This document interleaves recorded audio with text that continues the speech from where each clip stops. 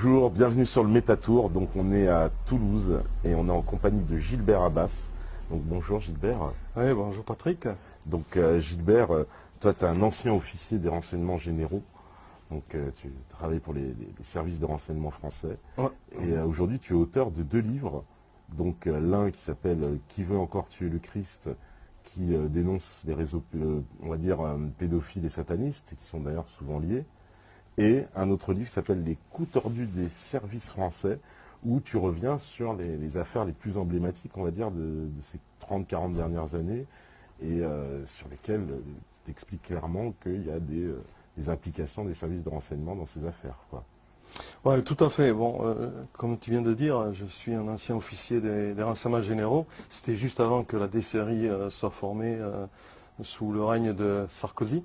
Et j'ai commencé d'abord à travailler sur le phénomène sataniste. Pourquoi? Parce que quand j'étais au RG, j'avais dans mon secteur d'investigation ce fléau déjà à surveiller. Et quand j'ai eu l'opportunité d'avoir la retraite, j'ai continué à m'investir parce que c'était quand même quelque chose de très grave. J'avais vu des choses affreuses et j'ai voulu donc essayer d'aider les familles dont les enfants disparaissaient ou les personnes qui avaient aussi fait l'objet d'ouverture de leur caveau et qui avaient eu leurs proches sortis de la tombe et on leur avait arraché le crâne, etc., pour avoir des totems dans les rituels sataniques, etc. Donc j'ai aidé ces gens. Mais en les aidant, je me rendais compte que j'égratignais. Je m'occupais que de 2 ou 3 personnes et c'était pas efficace. Et c'est au bout d'un certain temps que je me suis dit que si j'écrivais un livre, ça serait davantage porteur. Et c'est pour ça que j'écris d'abord Qui veut encore tuer le Christ, qui est un livre sous forme de roman pour pouvoir passer assez bien parce que je ne voulais pas faire peur aussi à la population. Et j'ai écrit ce livre dont le fil rouge est le satanisme. Le satanisme et la pédophilie, bien sûr. Tout est lié. Oui, ça c'est un lien. Alors, toi tu fais ce lien justement entre les réseaux satanistes et la pédophilie. C'est vraiment lié selon toi? Oui, pour moi, pédophilie et satanisme, c'est accroché. On dit souvent que les sectes satanistes sont le maquis de la pédophilie. Les pédophiles ont l'opportunité de se cacher quand il le faut parmi les sectes sataniques. Et puis aussi, ils vont travailler, entre guillemets, avec les sectes sataniques. Pourquoi? Parce que le satanisme, c'est très orgiaque et c'est criminel. Et donc, il est bon pour eux, pendant ces rituels, de faire souffrir les enfants et les femmes en les violant, en les torturant, ou quelquefois simplement en les scarifiant, etc. Ça dépend du degré de la soirée qui est organisée. Donc, moi je répète et je le dis régulièrement, le satanisme et la pédophilie, ce sont 2 phénomènes, mais en fait ils sont reliés, donc ce n'est plus qu'un. C'est 2 faces d'une même médaille en fait. On s'en rend compte aussi avec les grandes affaires, comme l'affaire Allègre par exemple, et d'autres qui sont des pédophiles ou qui sont des assassins, ils ont utilisé des rituels sataniques comme motif.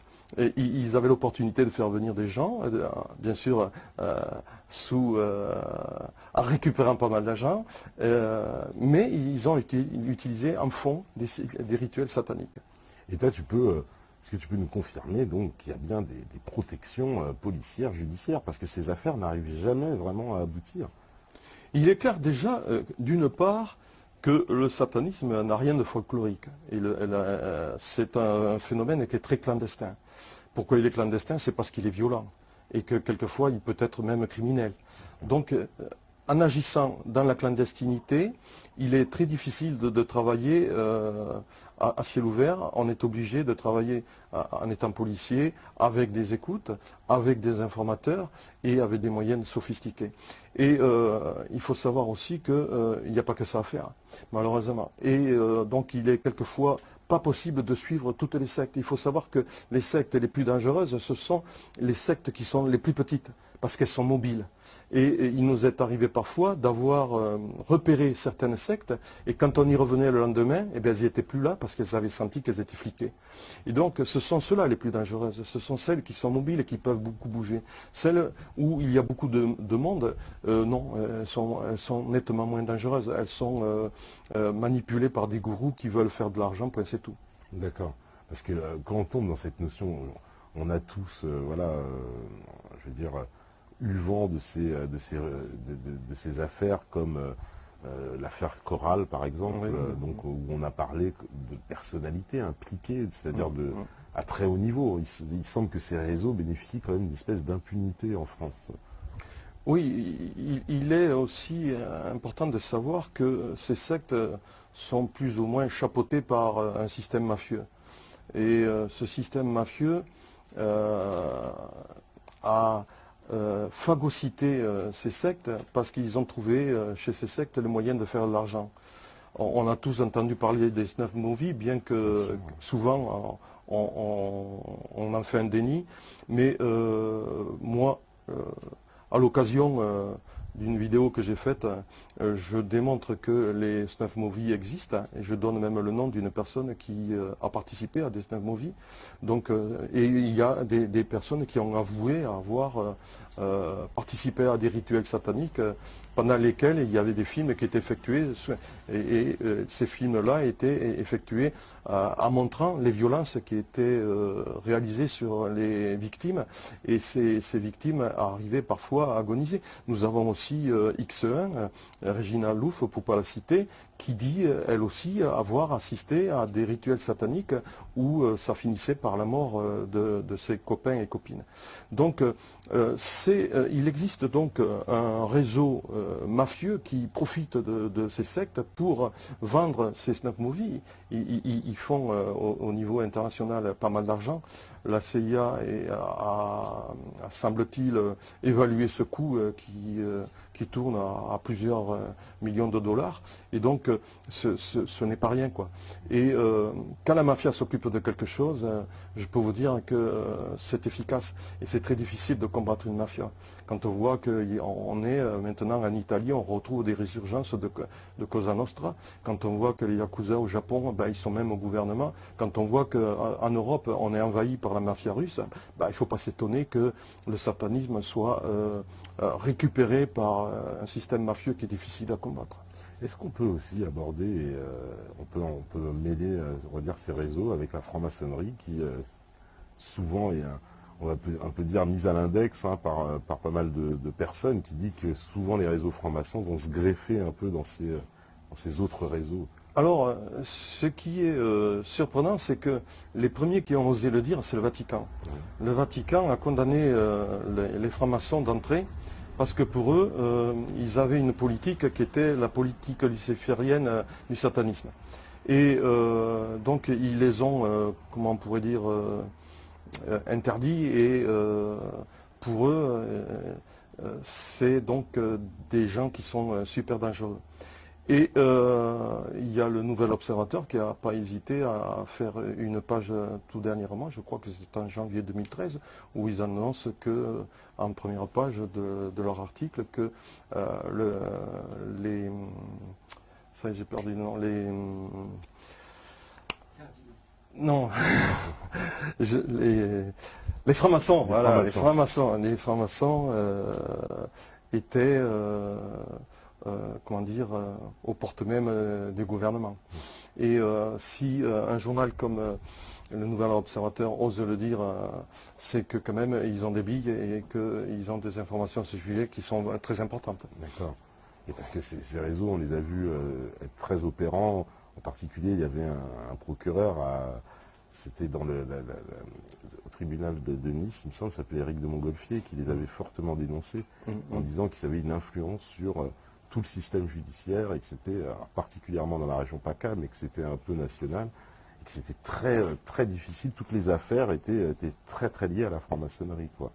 Effectivement, c'est qu'on s'en rend compte plus ou moins quand on s'occupe des affaires qui existent en France. On voit souvent, en interviewant ces personnes qui sont les victimes, elles nous donnent des noms et qui appartiennent à la famille des francs-maçons. Alors après, bon, il est très difficile, bien sûr, de dire s'ils sont vraiment intégrés ou pas, mais il est inquiétant de voir que beaucoup de victimes dénoncent des personnes qui sont des francs-maçons. Alors, coïncidence ou pas, il y a quelque chose qui fait que c'est inquiétant. D'accord. Et pour parler de ces victimes, justement, alors, les victimes, on voit, il y a eu beaucoup d'enfants. Alors, on avait, nous, fait plusieurs émissions où on parlait de réseaux qui se chargeaient de récupérer des enfants, souvent des enfants étrangers, pour pas qu'il y ait trop de recherches en France. Est-ce que tu confirmes un peu ça aussi, beaucoup de... Oui, il peut y avoir effectivement des enfants qui sont récupérés de l'étranger.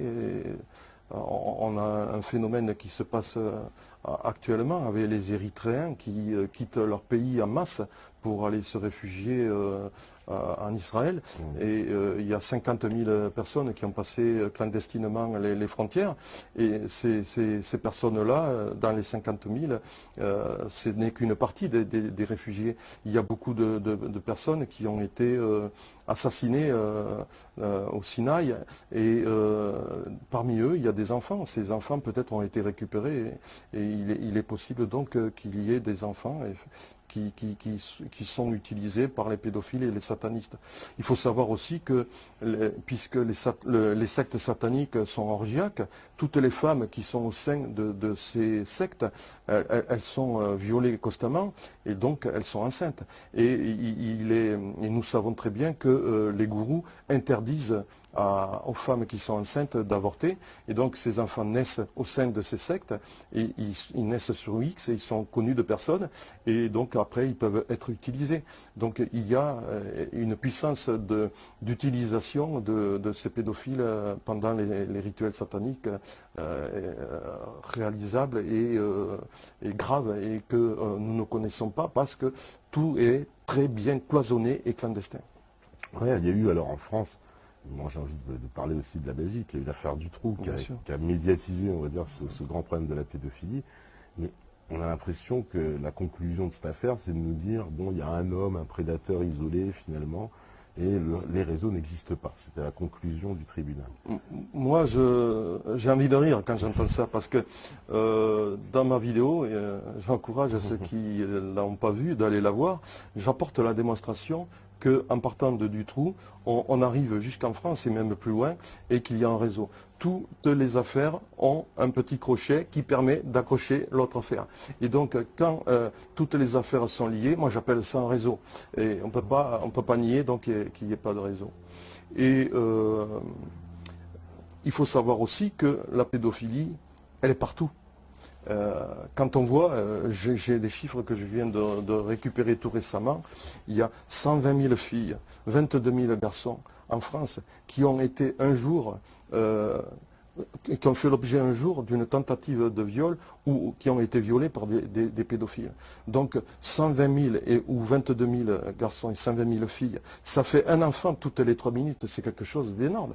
Donc on ne peut pas dire que dans tout cet ensemble de violeurs, de pédophiles, il n'y ait pas des gens qui ne se connaissent pas, c'est pas possible. Puisque nous avons autant de victimes, on a quand même des pédophiles qui se connaissent et qui sont obligatoirement, qui appartiennent obligatoirement à un réseau. Ouais, parce qu'il y a aussi l'aspect économique de cette affaire, parce qu'on a vu avec l'histoire, par exemple, de l'affaire des CD de Zandvoort, donc c'était des photos qui étaient revendues comme ça sur Internet, donc ça fait l'objet apparemment d'un business quoi, de cette affaire. Tout à fait. Donc c'est ce que je parlais, c'était le système mafieux qui chapeaute tout ça et qui récupère et qui fait de l'argent sur le dos des enfants qui sont martyrisés par ces pédophiles et ces satanistes. Donc c'est vrai, moi je suis persuadé que ça existe. Et alors, au niveau des affaires en France, parce que il y a quand même on a parlé de l'affaire évidemment Dutroux, puis il y a une autre affaire qui est aussi assez choquante, c'est l'affaire Outreau, dans laquelle il y a eu vraiment des actes de pédophilie, il y a eu 13 victimes, et pourtant la majorité des gens pensent que, évidemment par rapport au battage médiatique, qu'il n'y a pas eu de victimes dans cette affaire, que finalement c'était un mensonge de Myriam Badawi, mais nous on a reçu son fils, Chérif Delay, qui est venu à l'émission et qui nous a plus qu'apporter la preuve, mais il y a aussi d'autres journalistes comme Serge Gade, comme Jacques Thomé qui en parlent et qui ont écrit des bouquins là-dessus. Donc cette affaire, on nous a menti sur l'affaire Dutroux aussi. Mais l'affaire va rebondir. L'affaire, pardon, Outreau. Ouais, elle va rebondir parce qu'elle va repasser au tribunal. Donc on va peut-être se régaler, on va peut-être apprendre des choses, on va peut-être crever l'abcès. Et moi c'est ce que j'attends. Parce que effectivement, ça a été le plus grand scandale qu'il y a eu en France, cette affaire-là. Et elle a démoli des familles entières, elle a démoli même un magistrat.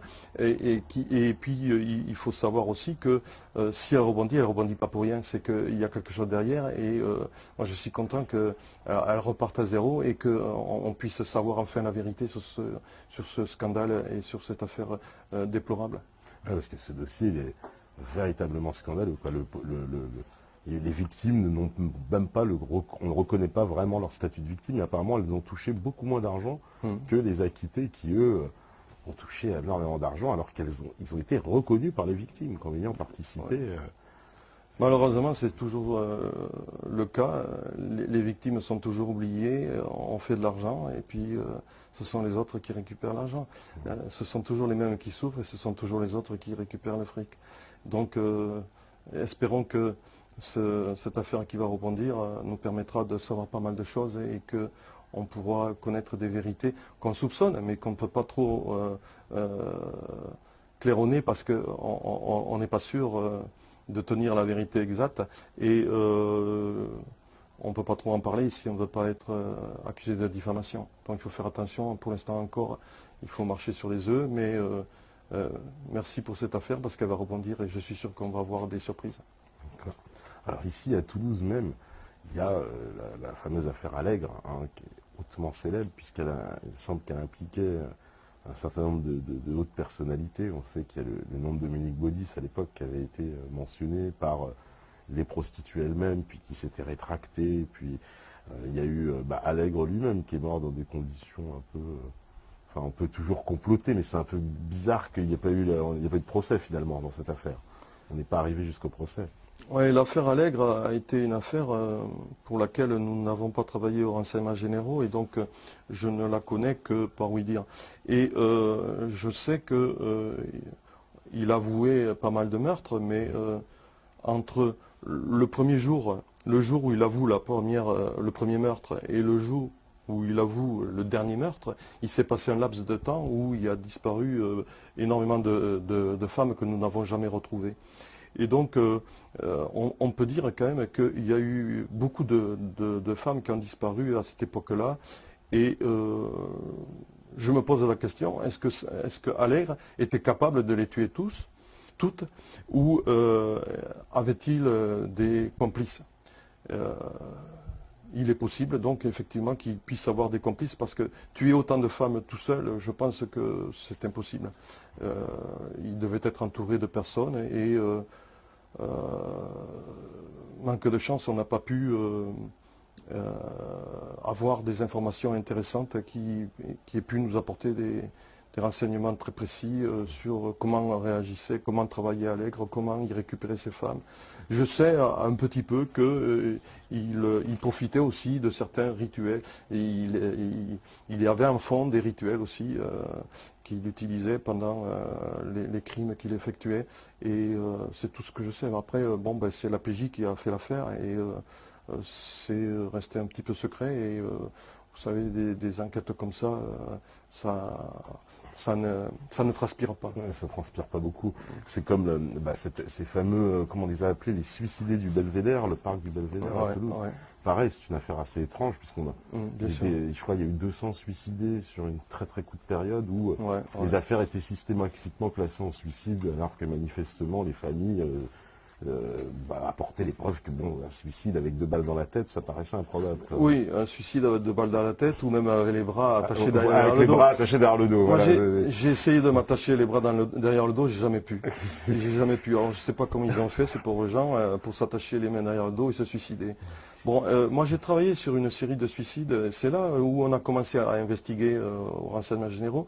C'était parce qu'on s'était rendu compte qu'il y avait beaucoup de jeunes de 17 à 19 ans qui se suicidaient. Et c'est là qu'on s'est aperçu qu'il se suicidait sur ordre de certains gourous.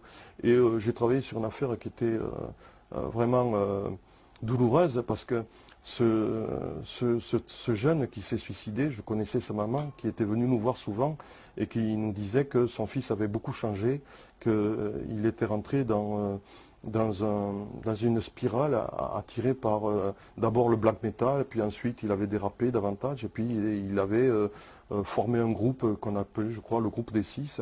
Et puis un jour, ils avaient eu une réunion et on avait décidé de tirer au sort une personne qui devait se suicider pour plaire donc à Satan. Et il avait été désigné et il est allé se suicider de lui-même. Il s'est jeté dans le vide et il s'est tué. Et nous avons beaucoup travaillé pour essayer de voir s'il y avait une manipulation d'une personne derrière qui n'était pas un jeune, qui était un gourou, et on n'est pas parvenu à avoir des informations intéressantes, et malheureusement ça a été juste au moment où je partais à la retraite et j'ai pas pu continuer l'enquête, et j'en suis même très malheureux parce que j'aurais aimé résoudre cette affaire. Parce que c'est là qu'on s'est rendu compte que le satanisme peut aller très loin, parce qu'ils peuvent pousser aussi les jeunes à déraper et à se suicider. Et quand on se suicide pour Satan, c'est qu'il y a des gens qui manipulent derrière. C'est pas possible, on ne peut pas le faire de soi-même. Il y a des personnes adultes qui sont là derrière et qui manipulent tous ces enfants et tous ces jeunes. Et qu'est-ce qu'il en est en France alors, je ne me rappelle plus du chiffre exact, mais il me semble qu'il y a 20 000 disparitions d'enfants par an. Ça, c'est un chiffre exact. Alors, moi, je n'ai pas ces chiffres-là. Et je n'ai pas aussi les chiffres réels, parce qu'on n'en dispose pas malheureusement pour l'instant. Il n'existe pas de fichier, hein. Tu peux confirmer ça? Il paraît qu'il n'y a pas de fichier des enfants disparus. Il y a un suivi des disparitions. Mais après, il faut voir que dans les disparitions, il y en a beaucoup qui sont retrouvés. Puis il y a les disparitions qui sont inquiétantes. Et c'est à partir de là que le chiffre réduit considérablement. Après, il ne faut pas faire d'erreur entre disparition inquiétante et disparition totale.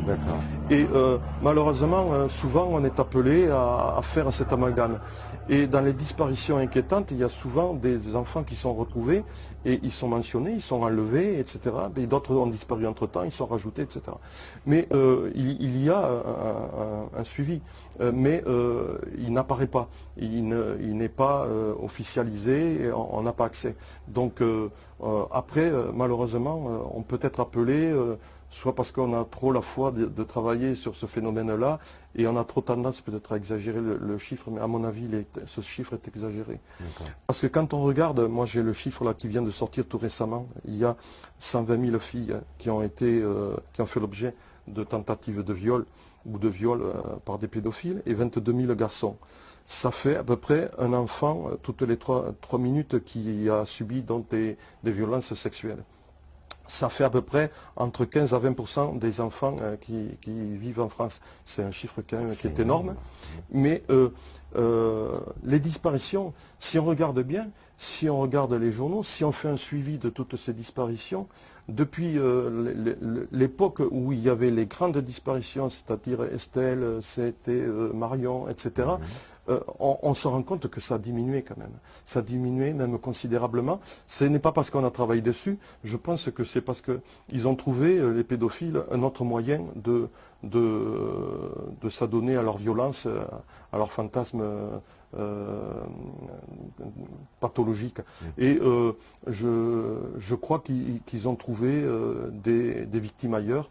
Et il faut faire attention à ce chiffre. Et ce que je dis souvent, il faut être méfiant.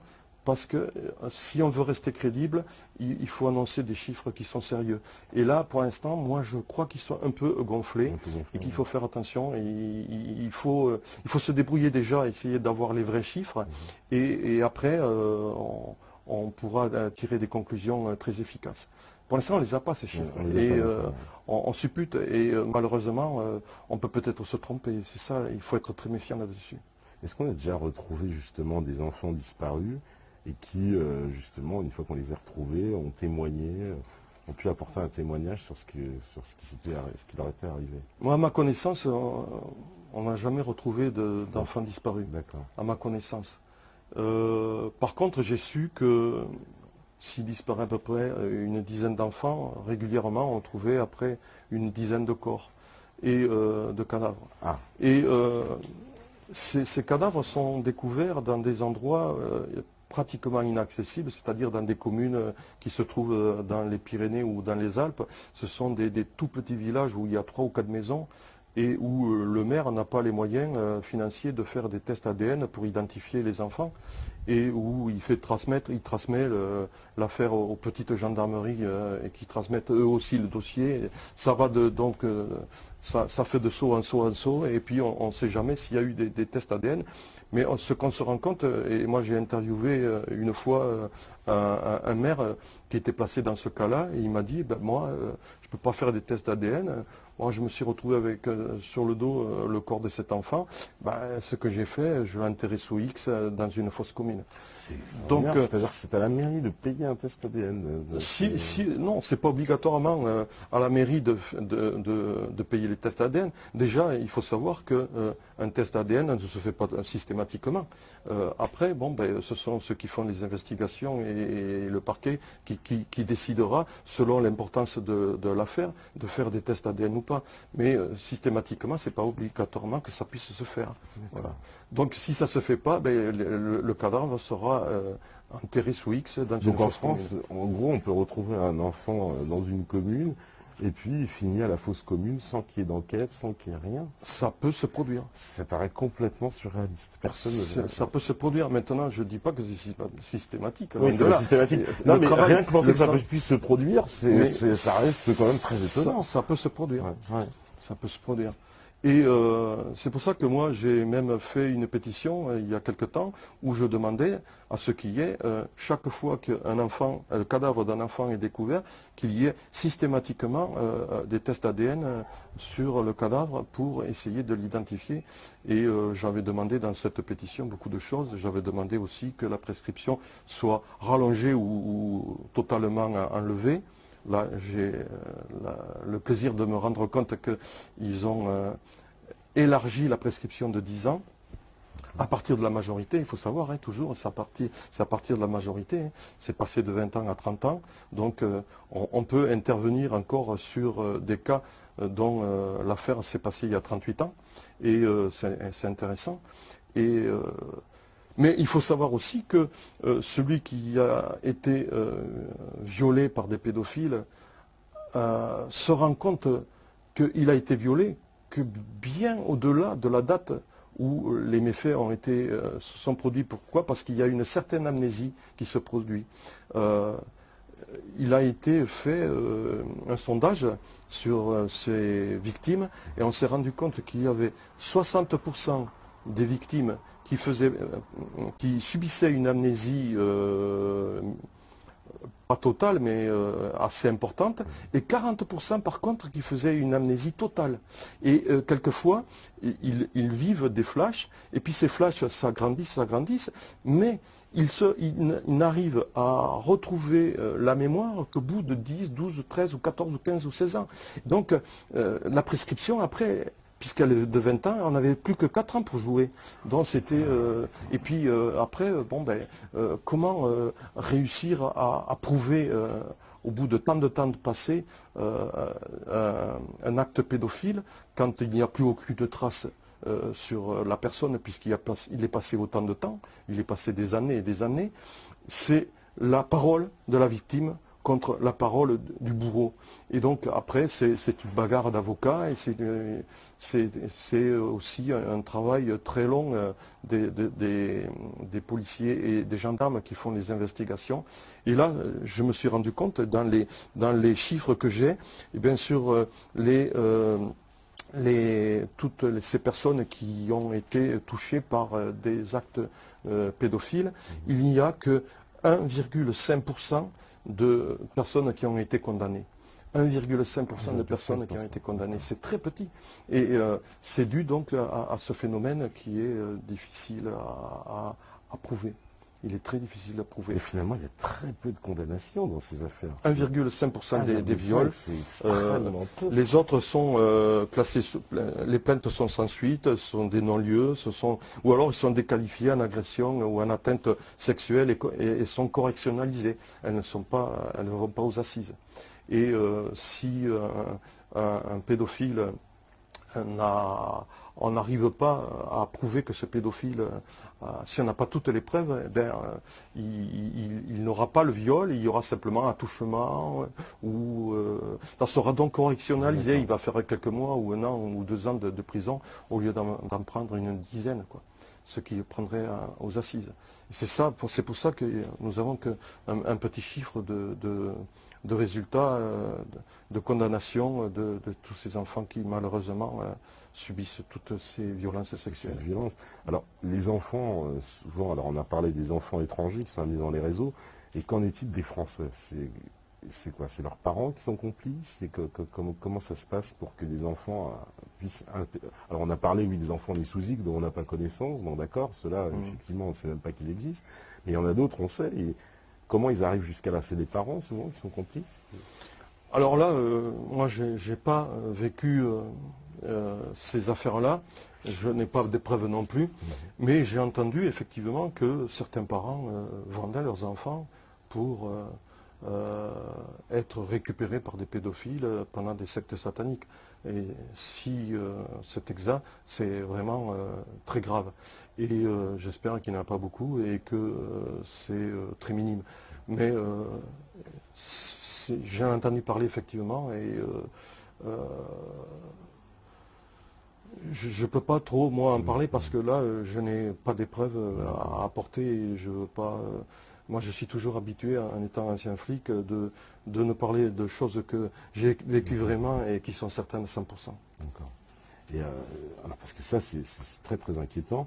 On a vu aussi qu'il y avait donc des affaires par rapport au foyer d'enfants, que c'était souvent des lieux en fait qui permettaient, on va dire, ce sont des nids d'enfants si j'ose dire, et très facilement on vient puiser dans les profils.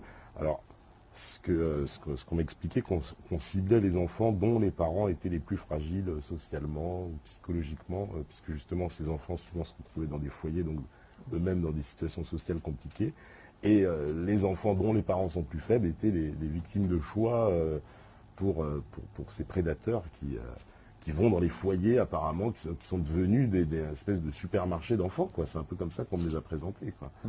Il y a l'affaire Coral. L'affaire Coral, voilà. Tout le monde la connaît. Ouais, évidemment. Bon, c'est la preuve que des enfants ont été martyrisés dans ces foyers. Après, bon... Je rappelle Roger Olindre qui avait dénoncé violemment, justement... Oui. Si on écoute certains parents qui essayent de sortir leurs enfants de ces foyers, parce qu'il y a toujours d'un côté le parent aimant et le parent qui est l'instigateur de toutes les violences sur les enfants. C'est le cas des divorces aussi souvent parce que la maman essaye d'arracher l'enfant des griffes de ce pédophile. Et on se rend compte souvent que ces enfants sont placés à l'ASE pendant le temps où l'affaire va passer au tribunal, qui dure, qui n'en finit pas. Ces enfants sont détruits et quelquefois peuvent subir, comme il s'est passé au Coral, quelques violences. Il suffit de regarder les journaux parfois et moi j'ai vu encore, je ne me souviens pas, j'ai pas de mémoire, mais j'ai su lire une fois sur les journaux qu'il y avait eu des violences effectuées dans ces foyers. On a l'exemple du foyer de Sucy-en-Brie, où on nous a parlé. Oui, je l'ai lu, ça, celui-là aussi. Donc, si nous avons des exemples dans certains foyers, je me pose la question, est-ce que ça peut se passer aussi dans d'autres et que ça se sait ou ça ne se sait pas? Voilà. Donc, la question, c'est celle que nous pouvons nous poser. Et bon, j'espère que ce n'est pas le cas, mais malheureusement, si on écoute des parents, il y a quelquefois des parents qui nous disent qu'ils ont beaucoup de soupçons. Et aussi, alors on nous a parlé beaucoup aussi de certaines associations. Alors en particulier, ça c'est notre ami Max de Wanted Pédo qui nous en a beaucoup parlé, des associations qui portent des noms de couleurs, genre hein, l'océan bleu, etc. Et que c'était un signe d'identification pour justement des associations qui cachaient en fait des réseaux pédophiles par derrière. Je ne sais pas si tu as entendu parler de ça aussi. J'en ai entendu parler sur le net, Ouais.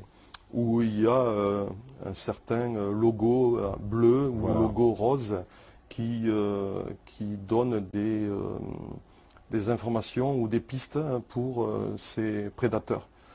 Et là, j'ai pas plus, Ça va plus d'infos j'ai pas là-dessus. plus d'informations. D'accord. Mais effectivement, ces logos ont apparemment existé, existent toujours, et puisqu'on les voit circuler sur le net, quand on est à l'affût, quand on cherche, comme je le fais moi, j'ai vu Oui, ça sur le net. Bien sûr, après, toute la population n'est pas au courant et donc ne sait pas. Il faut savoir que moi, je me rends compte dans les week-ends où je me déplace pour proposer mes livres et discuter avec la population, c'est que malheureusement, la population, quand elle n'est pas concernée, elle n'est pas intéressée. Et c'est là où le bas blesse, parce que on a l'impression quelquefois de se battre contre des moulins à vent et de ne pas être assez efficace. Et moi, ce que je dis à tout le monde, chaque fois que j'ai la possibilité de le dire, on a tous des enfants, on a tous des petits-enfants. Et des prédateurs, il y en a partout. Donc il faut faire super attention. C'est comme le cancer, ça peut nous tomber sur le dos d'une famille sans qu'on s'y attende. Et c'est pas une fois que le mal est commis qu'il faut s'y intéresser. C'est maintenant, c'est avant il faut faire du préventif, beaucoup de préventif. Et c'est ce que je répète constamment. Alors, aujourd'hui, on en est à l'heure où le gouvernement essaie d'imposer ce qu'on appelle la théorie du genre. Et beaucoup de gens, on va dire, tirent un peu un signal d'alarme en parlant d'une marche vers la légalisation de la pédophilie. On a vu d'ailleurs même un tribunal en Italie qui a validé une relation entre une fillette, je crois, de 9 ans ou 10 ans et un monsieur de 70 ans, quelque chose comme ça, en nous expliquant que c'était de l'amour. Est-ce qu'il n'y a pas une volonté là maintenant carrément des autorités ou on va dire d'une certaine élite de faire accepter l'idée même de cette sexualité comme une autre forme de sexualité? C'est un peu d'ailleurs l'idée qu'avait défendu Maître Lévy dans une émission sur France 2 en nous expliquant que finalement la pédophilie était une sexualité comme une autre. Il y a moins de... Moi je trouve que il y a moins de prosélytisme qu'il y a quelques années. C'est pas possible qu'on puisse en arriver là. Parce qu'il y a quand même derrière des gens comme vous, comme moi et comme bien de nombreux militants nous sommes à l'affût de tout ça et nous allons le dénoncer violemment. On ne peut pas admettre de légaliser la pédophilie. C'est un acte contre nature. On ne peut pas... L'enfant qui a 7, 8 ou 9 ans ne participe pas volontairement à cet acte pédophile. Et il ne sait même pas que ça peut être un début d'acte d'amour, c'est pas possible. Il y a une violence qui est exercée. C'est pas un acte d'amour, c'est une violence, c'est une agression. Et je pense qu'on ne peut pas légaliser la pédophilie parce que là, j'espère que toute la France va aller dans la rue. On ne peut pas accepter ça, c'est contre nature, c'est impossible. Et je me battrai pour que ça ne se fasse pas. Et je pense qu'on sera très très nombreux à se battre pour que ça ne se fasse pas. On avait dit aussi qu'on devait baisser la majorité. Oui, ça faisait partie de ce genre de mesures. Ouais. Bien sûr, il n'y a pas de fumée sans feu. Mais j'espère que ça aussi, ça ne se fera pas. Déjà 15 ans, moi je trouve que c'est déjà assez bas. Oui, c'est 15 ans la majorité sexuelle c'est en 15 France. ans. Moi je trouve que c'est assez bas. Parce que maintenant les enfants sont plus assistés qu'avant. Et les jeunes sont donc plus vulnérables qu'avant. Moi, de mon âge, on était élevés à la dure et on savait se défendre. Maintenant, les jeunes, ils sont plus vulnérables. Et c'est pour ça que c'est pas possible qu'on arrive à ça. Ça serait une révolution. Parce que souvent, dans ces affaires, justement, on observe que voilà, il y a aussi les services sociaux qui sont souvent impliqués. On nous parle on a de nombreux témoignages de gens qui mettent en cause les services sociaux qui agiraient un petit peu comme des rabatteurs, pour le compte de réseaux plus importants derrière, mais qui sont les premiers à être en contact avec les enfants directement, quoi. Bah, on se bat justement pour essayer de récupérer toutes ces informations, tous ces témoignages, parce que on ne peut pas accepter ça.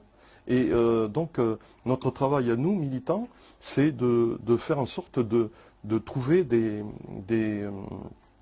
cas qui, comme vous dites, sont impensables. On ne peut pas profiter des foyers pour violenter ses enfants.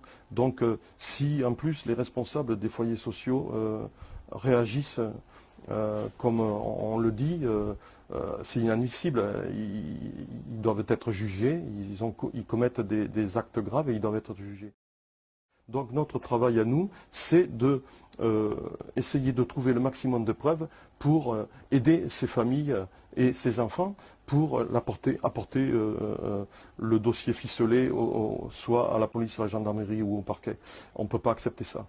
Vous êtes de plus en plus nombreux, j'ai envie de dire, des anciens policiers ou des anciens militaires, puisque nous on en avait reçu un aussi dans l'émission qui s'appelait Bruno Mercier, qui lui aussi dénonce des réseaux pédophiles. Alors c'est plus international, puisque lui il dénonce justement des réseaux avec le Cambodge, en particulier l'Asie du Sud-Est.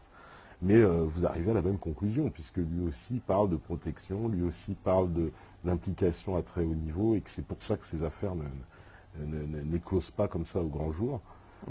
Toi-même, tu as eu beaucoup de difficultés, il me semble aussi, pour éditer tes livres et pour faire entendre. C'est certain, du moment où on dérange, on n'a pas les possibilités de s'exprimer facilement. Et c'est sûr que mon livre, il ne concerne que les gens qui connaissent le phénomène. Après, comme je dis, les autres ne sont pas touchés par le phénomène et donc ne sont pas concernés et ne feront pas d'effort d'aller voir ce que je raconte. Parce que moi, ce que je veux, c'était informer la population. Parce que il faut faire du préventif. On est face à un phénomène qui perdure, qui s'accroît. Et donc, on ne peut pas laisser faire ça, on ne peut pas admettre. Il faut réagir. Et pour faire bouger la population, c'est difficile. Hein, parce que il faut se mettre aussi à la place de beaucoup de gens qui, lorsqu'ils rentrent, ils sont fatigués, cassés par leur travail. Ils n'aspirent qu'à une chose, c'est mettre les pieds sous la table et manger, s'endormir devant la télé en regardant les informations, se coucher et recommencer le lendemain le même scénario. Donc il est certain que ces gens-là ne vont pas se poser des questions métaphysiques, ils ne vont pas essayer de savoir quels sont les problèmes que nous rencontrons, quels sont les fléaux qui existent et que nous essayons de combattre. Et donc on n'est pas assez aidés. Et nous sommes un petit groupe qui essayons de réagir et de faire savoir au monde qu'il faut bouger. Et donc c'est mon travail, je continuerai à le faire. Et c'est pour ça qu'on a des difficultés, oui, effectivement, on a des difficultés pour arriver à se faire entendre. Alors récemment, je sais que tu as organisé donc une marche blanche, donc qui partait alors de Toulouse jusqu'à Lourdes. Jusqu'à Lourdes, voilà. Et donc qui était une marche pour dénoncer ces réseaux, etc. Déjà, en mémoire de toutes les victimes. En mémoire de toutes les victimes. C'était le premier point. C'est ce que je voulais faire. C'était en mémoire de toutes les victimes. On ne peut pas oublier toutes ces enfants qui ont été peut-être tués aussi pendant qu'ils étaient violés, et puis d'autres qui sont cassés à vie. Et donc, c'était mon premier point. Et le deuxième point, c'était aussi pour dénoncer. Et le troisième point, c'était pour faire connaître notre démarche. C'était les 3 points que je voulais faire connaître grâce à cette marche blanche qui est partie de Toulouse pendant 10 jours jusqu'à Lourdes. On a souffert beaucoup parce qu'on a fait quand même, on a marché pendant 330 km, parce que nous n'avons pas marché dans une ligne droite, on a marché en zigzag selon les communes qui pouvaient nous recevoir.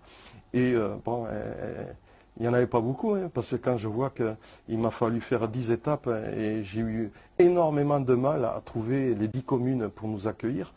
Et alors que tu en avais contacté, je crois que tu m'as dit 90, c'est ça? J'en ai contacté énormément, ouais. Et donc, on a beaucoup souffert. Tous ceux qui sont venus à cette marche pourront le dire et le témoigner. On a tous eu des ampoules, on a eu tous des entorses, on a eu tous mal aux genoux, aux chevilles, etc. Il y en a qui ont abandonné, d'autres qui ont repris des relais, etc. Moi, je suis content. J'ai réussi à faire la totalité. Il y en a d'autres aussi. Et j'ai ma fierté. Je suis content. Je suis arrivé à Lourdes et je me suis fait très mal Je peux vous dire que même à une étape, j'ai cru que j'allais tomber dans les pommes et j'étais très mal. C'était une étape qui avait été très difficile, en plein soleil. Je crois que j'ai chopé une insolation mais j'étais très mal, j'étais à ras de m'évanouir. Mais je voulais y aller. Il y en a un qui a terminé avec des béquilles. Donc, pour dire la volonté quand même de ces jeunes, parce qu'il y avait aussi pas mal de jeunes, quelques-uns qui avaient pas tout à fait mon âge, mais qui n'étaient pas loin, et moi quand même qui ai dépassé largement les 60 ans, je voulais y arriver, on est arrivé, on a été content, on est arrivé à Lourdes, on a fait ça pour ces enfants, on a fait ça pour se souvenir des souffrances qu'ils ont vécues, on a fait ça aussi pour que on puisse arrêter ce phénomène, l'éradiquer totalement, et on a fait ça aussi pour que les gens sachent. Parce qu'on s'est rendu compte, pendant qu'on faisait notre marche, qu'il y a des gens quand même qui écoutent, des gens qui nous klaxonnaient, des gens qui nous disaient bonjour, parce qu'on avait des banderoles, on savait pourquoi. Puis on avait des maillots où c'était écrit dessus, des maillots blancs, où on avait marqué ce qu'on faisait, des gens qui sont venus discuter avec nous, des gens qui nous ont offert à boire, des gens des maires qui nous ont offert l'apéritif, un apéritif dinatoire, des maires et des communes qui nous ont offert le petit déjeuner, etc. Donc, je me suis rendu compte que cette marche, elle a eu un certain impact. Pas l'impact que je pensais, parce que je croyais qu'on allait être beaucoup plus nombreux. Je pensais que aussi il y aurait eu davantage de gens qui auraient été sensibles à notre manifestation, à notre marche blanche. Mais c'est la première. Si nous pouvons en faire d'autres, j'espère que nous aurons un impact supplémentaire plus fort et que nous parviendrons à nous faire écouter et à faire en sorte aussi que ce phénomène soit totalement éradiqué. C'est ce que je cherche. Parce qu'il y a de plus en plus de gens quand même qui se prennent conscience. Moi aujourd'hui, quand j'ai été dans plusieurs manifestations assez récemment, et j'ai vu, à ma grande surprise, pas mal de banderoles avec arrêtons les réseaux pédophiles, dénonçons. Il y a un travail à cause d'Internet, enfin grâce à Internet, oui. Il y a eu un... Oui, heureusement, comme je dis, il y a des jeunes qui ont le courage de s'investir. Parce que c'est pas évident, hein, c'est du travail, parce qu'il n'y a pas que dénoncer, il y a aussi quelquefois faire des petites enquêtes pour voir parce que nous connaissons des gens qui nous disent, bon ben on pense connaître des pédophiles qui agissent dans notre commune. Donc on va sur place, on essaie de voir, on essaye de faire le travail des policiers et des gendarmes, parce que nous, on n'hésitera pas à mener des dossiers ficelés aux policiers et aux gendarmes pour qu'ils travaillent et qu'ils continuent de faire des investigations, parce que nous, on n'a pas les moyens qu'ils ont. Hein. Mais on commence déjà à sortir de l'œuf l'histoire, et si elle est déjà un petit peu ficelée, on a des chances qu'elle sera plus prise au sérieux par les institutions qui feront les investigations par la suite. Donc c'est un travail qui est difficile, c'est un travail ingrat. C'est pour ça que moi je suis content de voir qu'il y a beaucoup de jeunes qui s'investissent dans ce genre de manifestations pour ces enfants qui sont violentés et torturés et violés. Oui, voilà, on voit ça. On voit aussi beaucoup de gens aller au procès, parce qu'il y a énormément de procès, voilà, où on a le dernier avec l'affaire Amil Biza, qui est une affaire aussi, tu connais, j'imagine, cette affaire aussi. Bien sûr. Voilà, tribunal de Draguignan qui, semble-t-il, ne veut pas avoir et ne prendre en considération la plainte de la maman qui... C'est pour ça qu'il faut être toujours présent, il faut être là, il faut aider ces familles, il faut être présent quand les affaires passent au tribunal. Il faut démontrer que nous sommes aussi une puissance, une force derrière, et que nous ne nous laissons pas berner, et que nous voulons aboutir. Et vous, justement, alors toi, tu n'as pas créé d'association, justement, non Si, je suis le parrain d'une association qui s'appelle Offrons-leur le sourire. Et donc, je travaille au sein de cette association, qui travaille surtout au niveau de l'ASE. Parce que la présidente de cette association voudrait aider un petit peu ces jeunes qui se retrouvent dans ces foyers, parce qu'on s'est rendu compte qu'ils étaient déchirés, ils étaient coupés du monde, coupés de leur famille, ils étaient comment on pourrait dire, un peu, entre guillemets, en prison, alors qu'ils n'y sont pour rien. Et ces jeunes-là, il faut les aider. On avait tenté l'an dernier de faire des cadeaux aux plus jeunes qui étaient placés dans ces foyers. Et malheureusement, on n'a pas été assez suivi, on n'a pas pu le faire. Et on va essayer de recommencer cette année parce que on veut redonner le sourire à ces enfants. Comme vous les voyez, ils sont tristes. Hein. On le voit, ils sont malheureux. Et puis il y en a beaucoup une fois qu'ils sont dans ces foyers, sont coupés du monde, ils sont coupés de la famille, ils sont coupés de ce qu'ils avaient l'habitude de vivre habituellement. Ils n'ont plus envie de travailler à l'école, ils n'ont plus envie de rien et ils sortent de là, ils sont malheureusement presque des futurs truands ou des futurs mendiants, quoi. Et c'est pas tout le monde, heureusement, hein, mais il y en a. Notre travail au sein de cette association, c'est de redonner le sourire à ces jeunes. Ils en ont besoin. Et est-ce qu'on peut, alors justement, quel est un peu le profil social des gens qui sont mêlés dans ces affaires? Est-ce qu'on peut dire que c'est plutôt des gens assez aisés, c'est un certain milieu, ou alors ça touche toutes les classes sociales indifféremment? Parmi les victimes? Oui, parmi les victimes, oui, et même aussi parmi les bourreaux, enfin ceux qu'on en sait des bourreaux, quoi. Oui, ceux qu'on essaie des bourreaux parce qu'ils sont très clandestins, c'est sûr. Les victimes, moi je pense que toutes les classes sociales sont plus ou moins touchées. Il est clair que pour pouvoir trouver des victimes, on aura davantage de facilité à récupérer des victimes dont les enfants sont plus ou moins pas abandonnés, mais laissés vivre comme ils le souhaitent et donc un peu libres. Et c'est pour ça que, moi j'ai une petite histoire à vous raconter. Un jour, moi j'allais chercher mon pain et je vois une dame qui va chercher également son pain. Il y avait 3 ou 4 marches à monter. Elle laisse le landau en bas avec son bébé. Moi je lui dis, mais madame, il ne faut pas laisser votre enfant là. Vous vous rendez compte, avec tous les prédateurs qu'il y a, on sait très bien qu'il y a des enfants, même qui ont moins de 2 ans, et qui sont violés par ces hommes.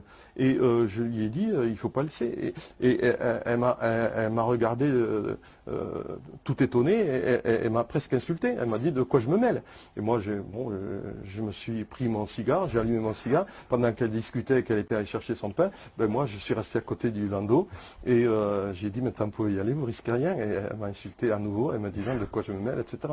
Mais j'ai fait un travail de prévention. J'ai essayé de lui faire comprendre qu'il ne fallait pas qu'elle le fasse. Mais comme toujours, c'est comme le cancer, c'est ce que j'ai dit. On ne pense pas être touché un jour. Mais voilà, le jour où elle sera touchée, c'est ce que j'ai dit, madame. Si un jour votre enfant disparaît, vous allez vous le reprocher à vie. Et après, vous viendrez me voir pour essayer de le retrouver. Mais ça sera trop tard. Parce qu'un enfant qui disparaît n'est jamais retrouvé. Oui, c'est ce que tu disais tout à l'heure. Hein. On retrouve bien personne. Sûr, bien sûr. Donc il y avait eu l'affaire, justement, alors tu l'as évoqué un petit peu, mais c'est vrai, Estelle Mouzin, il y avait Marion, je ne me rappelle plus de son nom. Je me souviens, moi. Voilà. Donc, mais c'est des affaires. Dragon. Voilà, c'est des affaires qui nous avaient beaucoup bouleversés. Elles avaient été quand même relativement médiatisées. Il y avait eu des alertes enlèvement, etc. Oui, elles ont été très médiatisées parce que les parents ont fait tout le nécessaire pour médiatiser ces disparitions. Et malgré ça, on n'a pas pu les retrouver. Donc c'est là qu'on se rend compte que ces prédateurs et tous ceux qui les aident sont très forts. Et ils y mettent les moyens, ils sont clandestins. Et quand on a affaire à des situations, à des groupuscules clandestins, c'est très difficile de les remonter. Pourquoi? Parce qu'ils bougent beaucoup et parce que ils sont protégés par d'autres clandestins, par tout un tas de systèmes mafieux. Et il est très difficile malheureusement de retrouver ces enfants. Bon, heureusement que souvent avec les systèmes d'alerte, on les retrouve assez souvent. Mais à travers, il y en a quelques-uns qui ne sont pas retrouvés toujours. Oui, parce que sur l'affaire Estelle Mouzin, alors ça j'avais eu vent d'un des gendarmes qui était chargé de l'enquête, qui avait démissionné, était parti se réfugier en Angleterre, parti avec son arme de service, semble-t-il, parce qu'il aurait découvert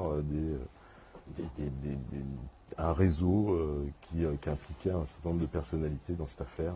Et donc ça devenait trop dangereux pour lui et il a carrément fui la France. Je ne sais pas si tu as eu ces informations? J'en ai entendu parler, mais là aussi, Ouais. malheureusement, j'en ai aucune preuve. D'accord. J'en ai entendu parler. Puis il faut se mettre aussi à la place des parents.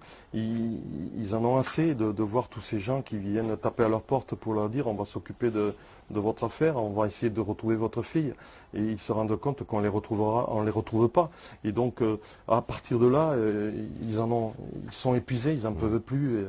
Ils répondent plus. Ils veulent qu'on leur fiche la paix, ils essayent de faire leur deuil, ou ils gardent l'espoir de les retrouver. C'est ce que je comprends très bien. Moi j'ai des enfants, j'ai des petits-enfants. S'il m'arrivait un drame pareil, je garderai toujours espoir de les revoir un jour et de dire, ça y est, enfin, les revoilà, ils reviennent. Mais on le constate, on n'y arrive pas, on ne retrouve pas ces enfants. Et justement, toi, dans l'institution, dans l'administration, quels sont les moyens pour, justement, quand tu occupes une position comme ça dans les services de renseignement, de pouvoir dénoncer? Parce que clairement, si tu es face à un crime, que tu le dénonces et que ça n'aboutit pas, qu'est-ce que tu peux faire si tu es dans l'institution policière, concrètement? Si on est placé face à un crime et qu'on a des billes, il faut porter plainte. Bon, après, j'imagine que si les éléments tiennent bien, il y a obligation à ce qu'il y ait une enquête. Et donc, je veux garder quand même l'espoir, et j'y crois, que les policiers sont honnêtes et font leur travail. Et, je veux surtout pas croire qu'il y en ait qui ne jouent pas le jeu. On est flic, hein, on doit faire notre travail. On a des gens qui viennent nous apporter des éléments, il faut les étudier, il faut les examiner à fond. Comme nous, on disait toujours, dès qu'on enquête, on a plusieurs portes et on prend chaque fois une porte et dès qu'on ne trouve rien, on la ferme, on passe à l'autre, etc., jusqu'au moment où on peut réussir à remonter jusqu'à celui qui a commis le crime. C'est le travail de tous les enquêteurs, de tous les inspecteurs, de tous les officiers. Donc moi, je crois quand même encore à la police. Et comment elles sont ordonnées, les enquêtes dans les services de renseignement? Qui décide? Puisque finalement, nous, le public, on a très peu à faire aux services de renseignement. Mais qui dit oui, tiens, on va enquêter sur ça, ça, on va enquêter? C'est selon aussi l'actualité. Hein. Moi, j'ai travaillé au sein des renseignements généraux. Au sein des renseignements généraux, on avait des secteurs bien définis et on enquêtait sur des secteurs qui étaient bien définis. Et donc, on faisait de la prévention et on faisait ce qu'on appelle des enquêtes préliminaires. Et on remontait petit à petit des éléments que nous trouvions et on essayait de remonter au maximum pour essayer de trouver les auteurs. Et ça peut être sur plein d'éléments. Moi, j'ai travaillé à un moment donné sur des phénomènes nouveaux, c'est-à-dire, par exemple, les Hells Angels, les motards dangereux qui sont connus pour pas mal de délits et quelquefois des crimes. Oui. Et j'ai travaillé sur les hooligans, j'ai travaillé sur les rêves parties, j'ai travaillé, et puis j'ai travaillé en fait aussi sur le satanisme, et c'est là que j'ai découvert pas mal de choses. Et donc, on fait quand même du travail personnel. Et en travaillant, on trouve des filières, on trouve des sources, on remonte pour les connaître, pour les identifier et pour connaître le degré de dangerosité des éléments qu'on a identifiés. Et après, si on s'aperçoit que les éléments que nous avons trouvés sont ultra dangereux, on passe le dossier à la PJ parce que nous ne faisons que de l'information. Nous ne sommes pas donc répressifs. On passe le dossier à la PJ qui après continue à investiguer sur les éléments que nous avons apportés. Voilà. D'accord, donc vous apportez toutes les informations et ensuite eux-mêmes après travaillent sur le côté pénal de l'affaire. Nous faisons que de la recherche d'informations. Voilà. Alors finalement, ça peut très bien aussi donc bloquer après au niveau de la PJ. On lui amènerait les dossiers, puis après la PJ, on met ça dans un placard et puis c'est terminé. Si c'est vrai, c'est triste. Mais j'espère que non. J'y crois pas non plus. Et j'espère que non. D'accord. Parce qu'on se demande, c'est vrai que c'est ça qui nous étonne le plus, c'est de voir à quel point ces affaires n'aboutissent pas. C'est ça qui est vraiment. Alors après, si elles n'aboutissent pas, c'est vrai que c'est pas toujours évident aussi. Hein. on a fait quand même un grand saut grâce à l'ADN. Oui. On arrive à remonter pas mal de choses, mais c'est vrai que quand on n'avait pas l'ADN, c'était beaucoup plus difficile. Maintenant, on dispose d'un élément qui est très intéressant pour mener les investigations. Moi, je crois quand même que les policiers de l'APJ font leur travail. Après, s'il y a des brebis galeuses, moi je ne suis pas au courant. Il peut y en avoir hein, dans toutes les corporations, dans toutes les professions, il y a des brebis galeuses. J'espère qu'il n'y en a pas beaucoup ou qu'il n'y en a pas. Mais s'il y en a, ben, il faut les jeter. Moi, j'en connais pas. Mais s'il y en a, il faut les jeter. Il ne faut pas hésiter. Et qu'est-ce que tu donnerais comme conseil justement, on va dire, aux gens qui nous écoutent, qui peuvent être confrontés à ces problèmes, et qu'ils soient justement des victimes ou des gens qui sont témoins, qu'est-ce qu'il faut faire? Parce qu'on est un peu désemparés. Et il est clair que c'est vrai que ces familles sont désemparées, elles sont déjà dans le malheur. Donc elles sont un peu paumées. Il ne faut pas qu'elles hésitent à rencontrer les associations qui se sont formées pour les aider. Nous sommes là pour les aider, pour peaufiner leur dossier, parce que quelquefois il est mal monté, il manque des éléments, ils ont oublié des preuves, ils ne connaissent pas la puissance de certaines preuves, etc. Et donc tout ça fait que, au bout d'un moment, ils ont besoin d'aide. Et cette aide, nous sommes là pour leur apporter. Après, il y a de très bons avocats, il faut trouver le bon avocat, il y a meilleur que d'autres, il est clair. Et donc, il faut les aider, parce que tout seuls, ils ne peuvent pas y parvenir. Et souvent, si l'affaire ne marche pas bien, si elle n'aboutit pas, et si elle est classée, ou si elle fait l'objet d'un non-lieu, c'est qu'elle a mal été préparée. Et alors, les témoignages qu'ils ont, ce ne sont pas les meilleurs témoignages. Et quelquefois, ils ne sont pas allés les chercher, les bons témoignages. Ou alors, ils ont mal été ordonnancés. Il y a quelque chose qui n'a pas marché dans leur dossier. Parce que s'il est bien ficelé, il doit être bon. Et on doit obtenir un résultat au tribunal. Donc, c'est ça que je demande, c'est à toutes ces familles qui sont touchées par ce malheur, de ne pas hésiter à venir voir, à rencontrer des associations qui travaillent régulièrement et gratuitement, bénévolement pour eux. Parce que par exemple, dans le cas où il y a voilà, cas de violence physique sur les enfants, on sait qu'il faut immédiatement aller voir un médecin pour faire un certificat. Ah bien sûr, Ouais. bien sûr.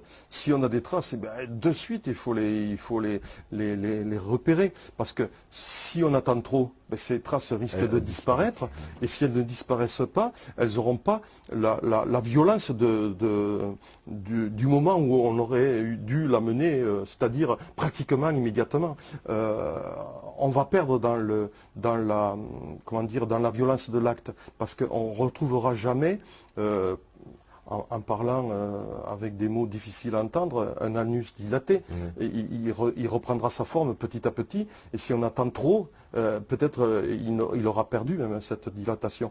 Donc il ne faut pas hésiter, il ne faut pas avoir honte. Malheureusement, il y a des tabous. Il y a des familles qui pensent, oh là là, il ne faut surtout pas en parler, parce que va dire le voisin si on sait que mon fils a été violé par un pédophile, etc.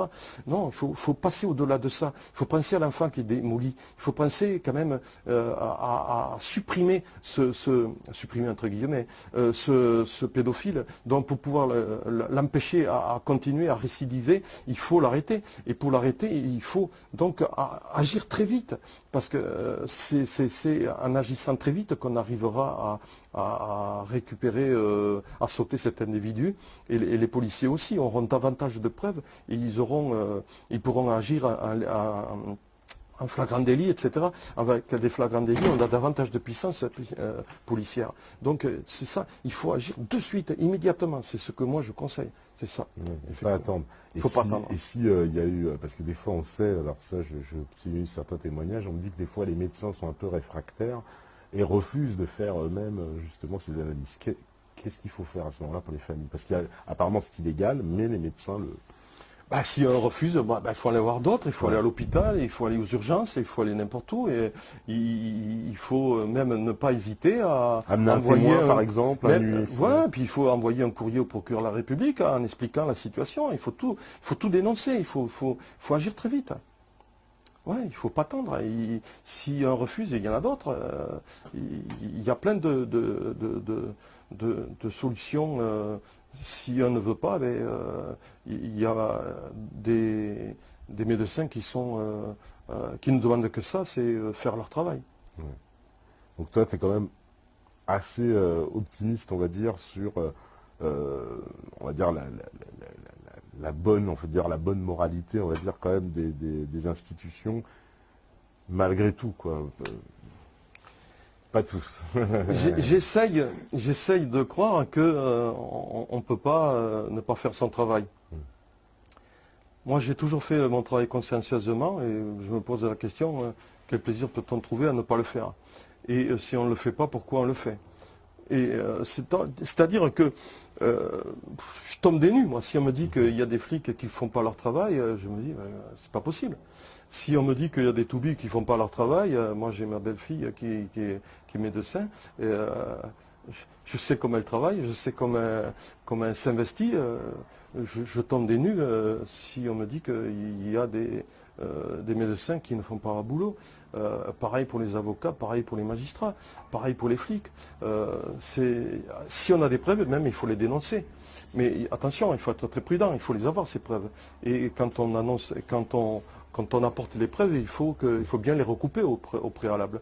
Parce que sinon, après, c'est nous qui allons avoir des problèmes. Donc quand on amène des informations, il faut toujours qu'elles soient recoupées, il faut toujours qu'elles soient très sûres, il faut que ce soit un travail très bien fait. Et là, après, il ne faut pas hésiter à dénoncer. D'accord. Alors justement, en parlant de dénonceurs, moi j'ai envie d'aborder aussi les sujets de ton deuxième livre, donc les coups tordus des services français. Donc un livre que tu nous as dit qui marchait très bien parce que effectivement il y a eu énormément d'affaires en France. Alors tu reviens sur un certain nombre d'affaires les plus emblématiques. Alors on pourrait en citer pêle-mêle quelques-unes. Moi j'ai vu, hein, bon alors j'ai pas lu le livre, hein, pour ceux qui savent je le découvre, mais j'ai quand même eu le temps de faire de feuilleter voilà, par une lecture en diagonale. Alors j'ai vu que tu parlais par exemple de Markovitch, ça c'est l'affaire Markovitch. Oui, j'en ai parlé, effectivement, c'est une affaire intéressante parce que là, il y a une manipulation qui a été faite. Ouais. On voulait détruire Pompidou et ouais. Donc par sa femme alors par sa femme qui aurait, selon certains, on aurait récupéré des photos où sa femme fréquentait des lieux de partouze. De partouze, voilà. Exactement. Donc, et en plus, on a profité de mettre tout ça sur le dos de Pompidou à l'époque, quand il était en congé, bien sûr. Et même personne n'avait eu le courage d'aller l'informer que des bris circulaient. Alors quand on en arrive là, c'est là qu'on se rend compte qu'on tombe sur la tête. Il n'y a pas que cette affaire, il y a l'affaire Boulin. L'affaire Boulin, elle est extraordinaire parce qu'elle était très médiatisée. Je tombe des nues. On a toutes les informations, comme quoi il ne s'est pas suicidé. Les lividités cadavériques, il les a dans le dos et on le retrouve pratiquement à plat ventre, à quatre pattes dans l'eau. Quand on le sort de l'eau, il n'a pas de boue et de vase sur son pantalon et ses chaussures, alors que ce petit lac, qui est pas plus profond de 50 cm, est plein de vases. Donc s'il y est allé lui-même, il est obligé d'avoir les traces. S'il n'a pas des traces sur le pantalon, c'est qu'on l'a porté et jeté. Quand on se rend compte que Fabienne Boulin, sa fille, lorsqu'elle demande à exhumer le corps de son père, il y a des traces de violence sur le visage de son père, avec le nez cassé, des traces sur les pommettes, la mâchoire, etc., de violence, il a été vraiment massacrer cet homme. Et on ne va pas, avant de se suicider, se donner des coups. Ça ne tient pas debout. Et pourquoi les poumons ont disparu? Quand Fabien Boulin a voulu voir s'il y avait des traces dans ses poumons de l'eau, dans l'endroit où on l'a trouvé, impossible de trouver les poumons ont disparu. Quand on ouvre le corps du papa de Fabienne Boulin, on se rend compte que les poumons ne sont plus là. Mais on tombe sur la tête, on a plein d'informations. Fabienne, elle a un dossier énorme. Mais elle a un dossier, et il faut savoir, attention, que c'est prescrit en 2017. 2017, c'est bientôt. C'est pour ça qu'il faut que se battre. C'est pour ça qu'il faut aider Fabienne. Et c'est pour ça que j'ai aussi souligné le problème de ce suicide à bracadabrant. Ça ne tient pas debout. Oui, parce que la justice a conclu un suicide. Hein, donc, bien sûr. Alors, ça arrangeait beaucoup de monde, ouais. peut-être. Alors, il me semble qu'à l'époque, bon, évidemment, doivent mieux connaître le dossier que moi, mais que c'était la gendarmerie, il me semble, qui avait commencé l'enquête. Tout à fait. C'était parti sur les chapeaux de roue et immédiatement ça leur a été retiré pour être confié à la brigade criminelle à Paris. Ouais, c'est le procureur Charles Ray qui a pris cette décision. Et apparemment, c'est ce procureur aussi qui avait décidé de ne pas faire d'autopsie du visage de Boulin à la demande des parents et de la famille. Or, Fabienne se défend. Elle dit qu'elle n'a jamais entendu dire, et ils n'ont jamais donné cet ordre. Cet ordre de ne pas faire d'autopsie. Voilà, c'est pas vrai. Donc, apparemment, Charles Ray a menti. Et c'est bizarre parce qu'on retrouve ce procureur de la République, Charles Ray, dans une autre affaire, c'est l'affaire Bignon. Bignon, on le retrouve mort sur une autoroute, toujours à proximité de l'endroit où Boulin a été tué. La voiture est garée sur le bord de la route, apparemment en panne. Or moi, quand si je tombe en panne sur le bord d'une autoroute, qu'est-ce que je fais? Je m'évite les warnings, je garde les lumières et je mets derrière les glissières. Or lui non, il éteint les lumières, il met pas le warning, il gare mal la voiture et il se met pas derrière les glissières, il reste au volant de sa voiture. Un camion arrive, catapulte, la voiture prend feu et il meurt. Enfin, moi j'y crois pas, c'est pas possible, c'est tout. C'est un homme intelligent, Bignon, c'était un homme intelligent, Bignon. Donc Bignon ne peut pas faire ça, c'est pas possible. Or, il faut savoir que Bignon meurt quelques mois après Boulin. Et Bignon et Boulin étaient très copains. Et ils s'étaient vus quelques heures avant que Boulin soit tué. Fontanet également. Il avait rencontré Boulin quelques heures avant qu'il soit tué. Et Fontanet est abattu d'une balle dans le dos alors qu'il revenait d'une réunion. Donc ce sont des choses, c'est un phénomène qui est vraiment qui pousse à se poser énormément de questions. Et c'est pour ça que j'ai voulu en parler dans mon livre, ça aussi. Alors Robert Boulin, je rappelle, était ministre du Travail. Ministre du Travail. Et en tant que ministre du Travail, je peux vous dire qu'il devait connaître pas mal de choses sur les commissions, les rétrocommissions, etc. Bien sûr. Oui, semble-t-il, il était très très informé. Alors, je ne sais pas si tu en parles dans le livre de l'affaire Bérégovoy. L'affaire Bérégovoy, non, j'en parle pas parce que j'ai pas assez d'éléments et j'ai pas voulu en parler. J'en parle pas, non, pas du tout. L'affaire Bérégovoy. Une affaire aussi un peu qui ressemble un petit peu à cette affaire. Cette affaire Boulin, quoi. On parle d'un suicide un peu étrange avec. Je parle de l'affaire Grossouvre. Alors l'affaire Grossouvre aussi, oui. Effectivement, on le retrouve mort dans son bureau. De l'Élysée. De l'Élysée. Il faut savoir quand même que Grossouvre était en contact avec un gendarme, un capitaine, et qui s'est démontré tout récemment et qui a fait l'intervention du RAID. Bon, donc cet homme était au courant de pas mal de choses. Il était allé au Rwanda, il a vendu des armes alors que l'ONU avait interdit de vendre des armes à la peuplade Hutu à l'époque. Et donc cet homme-là, ce gendarme, je ne donne pas le nom parce que, bon, quoi que je le donne dans mon livre, a été entendu et apparemment il est malade, il a la maladie de Parkinson et donc il ne peut plus trop bien répondre aux questions qui lui sont posées. Il a perdu la mémoire, il a perdu beaucoup de choses et il ne peut plus trop s'expliquer. Ça tombe très bien. Mais moi je n'hésite pas dans mon bouquin de dire que s'il y a eu un génocide au Rwanda, il n'y est pas pour rien. Alors, je ne sais pas si tu abordes aussi Charles Hernu. Non, pas du tout. Je l'ai pas eu. J'en ai choisi que quelques-uns. Je ne peux pas tout mettre. Il y en a tellement. Oui, voilà, il y en a tellement, finalement, oui. Un peu emblématique quand même aussi. Alors, j'avais vu aussi, la mort de Jean de Broglie. Oui, alors là, c'est quelque chose d'assez particulier. Oui. C'est une nébuleuse. De Broglie vivait dans une nébuleuse. C'était un homme bizarre. Tout le monde était au courant, surtout les tripatouillages qu'il faisait, mais personne n'est allé lui dire, attention, tu es en danger. Ça, je ne comprends pas. C'est la moindre des choses. Moi, je pense qu'on aurait dû même l'interpeller. Oui. On aurait dû lui demander des précisions sur tout ce qu'il faisait. Non, on l'a laissé tranquille, on l'a laissé faire, on l'a laissé se mouiller, s'embourber, jusqu'au moment où il est mort. Il est mort, alors là, d'une manière assez particulière aussi, et il faut lire mon livre parce que je ne peux pas tout dire non plus, parce que sinon après mon livre on ne le lira plus. Mais non, mais c'est vrai que c'est un cas assez particulier là aussi, et j'ai pris un grand plaisir à l'écrire parce qu'on tombe sur la tête là aussi. Ouais, alors moi aussi, je reviens un peu sur la mort, par exemple aussi de Mehdi Ben Barka, parce que ça c'est une affaire Alors qui fait l'affaire aussi Ben grand Barka, bruit jusqu'au c'est Maroc. très ancien. Ouais. C'est très ancien. Moi, Donc c'est un opposant marocain. j'ai pris un grand plaisir à faire cette affaire Ben Barka, à reprendre cette affaire Ben Barka, parce que là aussi, il avait tous les services secrets sur le dos. Voilà. C'est incroyable, jusqu'à la CIA. Ouais. Mais il y avait tout le monde. Il y avait le Mossad, il y avait la DGSE. Enfin non, c'était pas la DGSE, c'était le SDEC à l'époque. Il y avait tout le monde.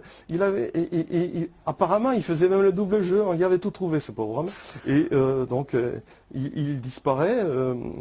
C'était des petites frappes qui l'ont interpellé, qui l'ont amené dans un piège et qui l'ont soit torturé, On dit qu'il a été coulé dans un bain d'acide.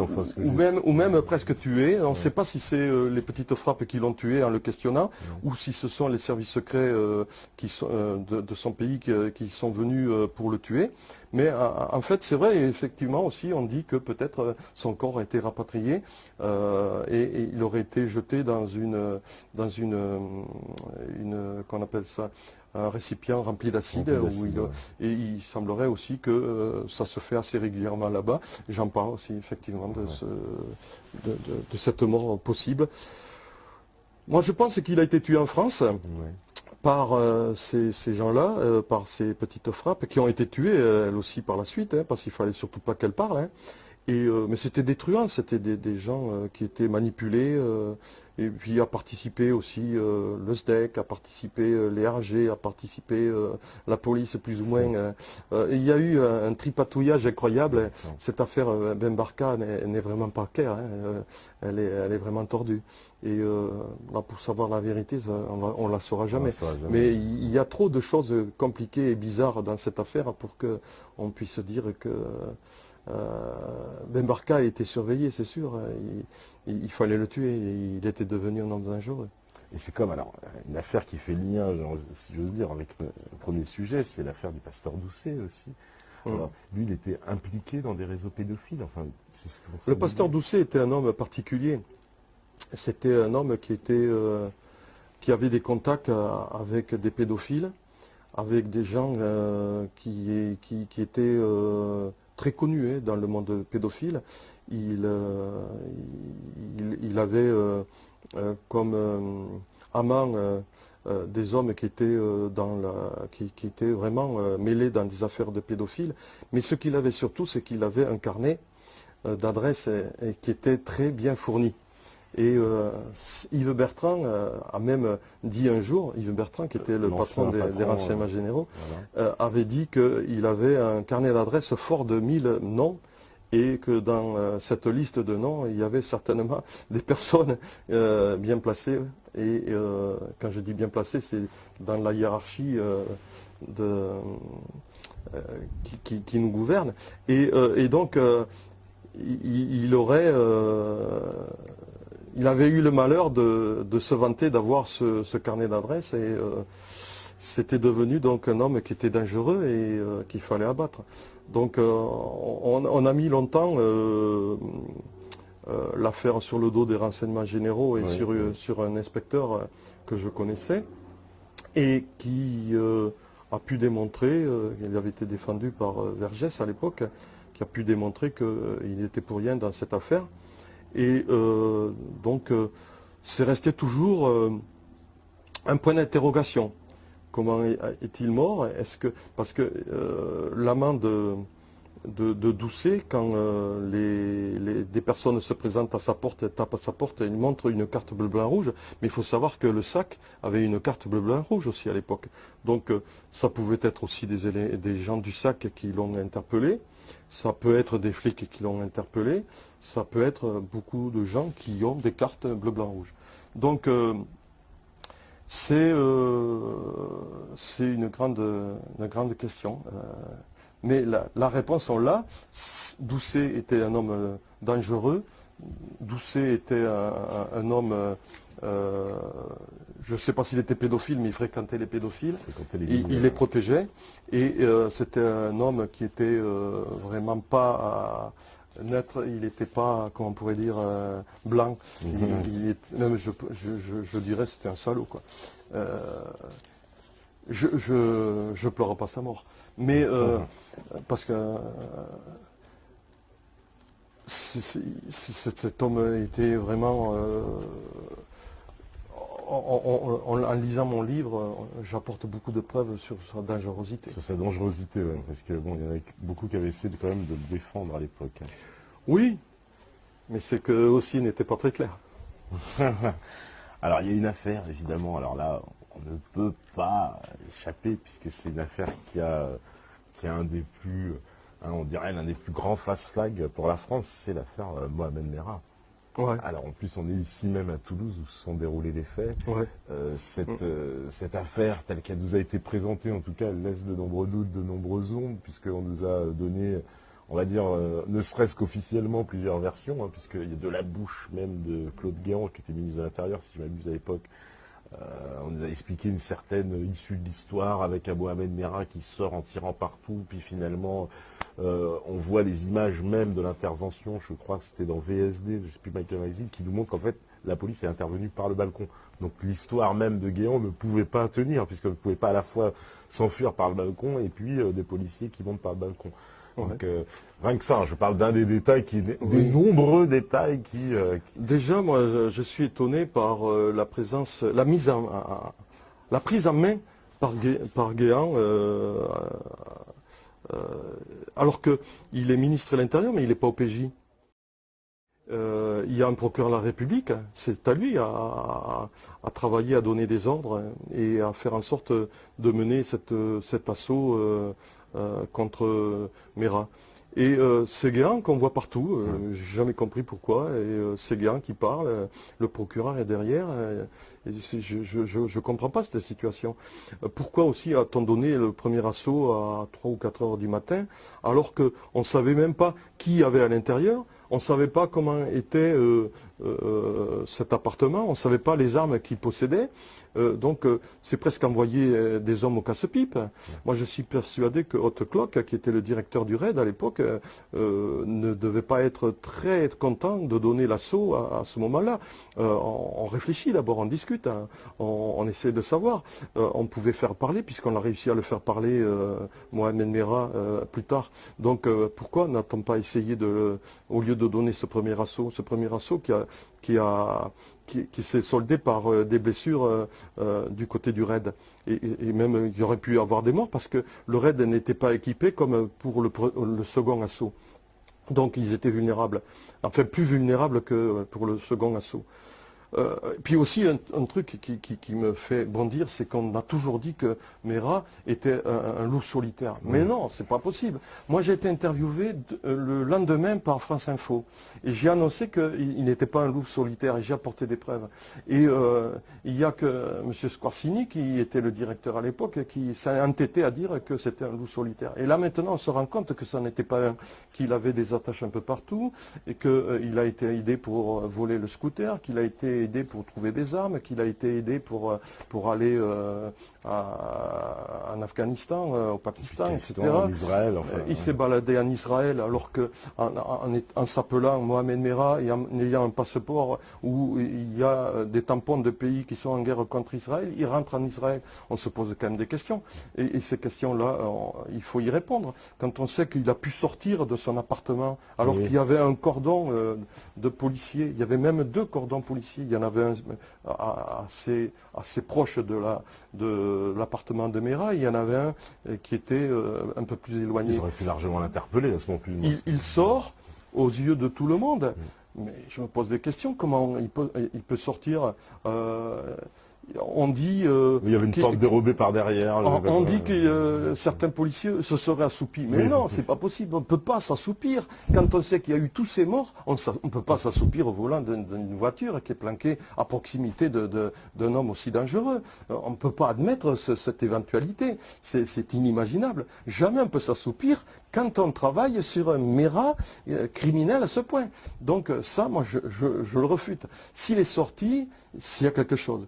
Donc il est sorti, il est allé se balader, il est allé voir ses copains aux Isards, il est allé poster la clé USB à quelques kilomètres de Toulouse, parce que c'est pas à côté, hein, où il a amené. Il a téléphoné pour revendiquer son acte. Il a trouvé une cabine téléphonique, il est revenu, il est rentré, etc.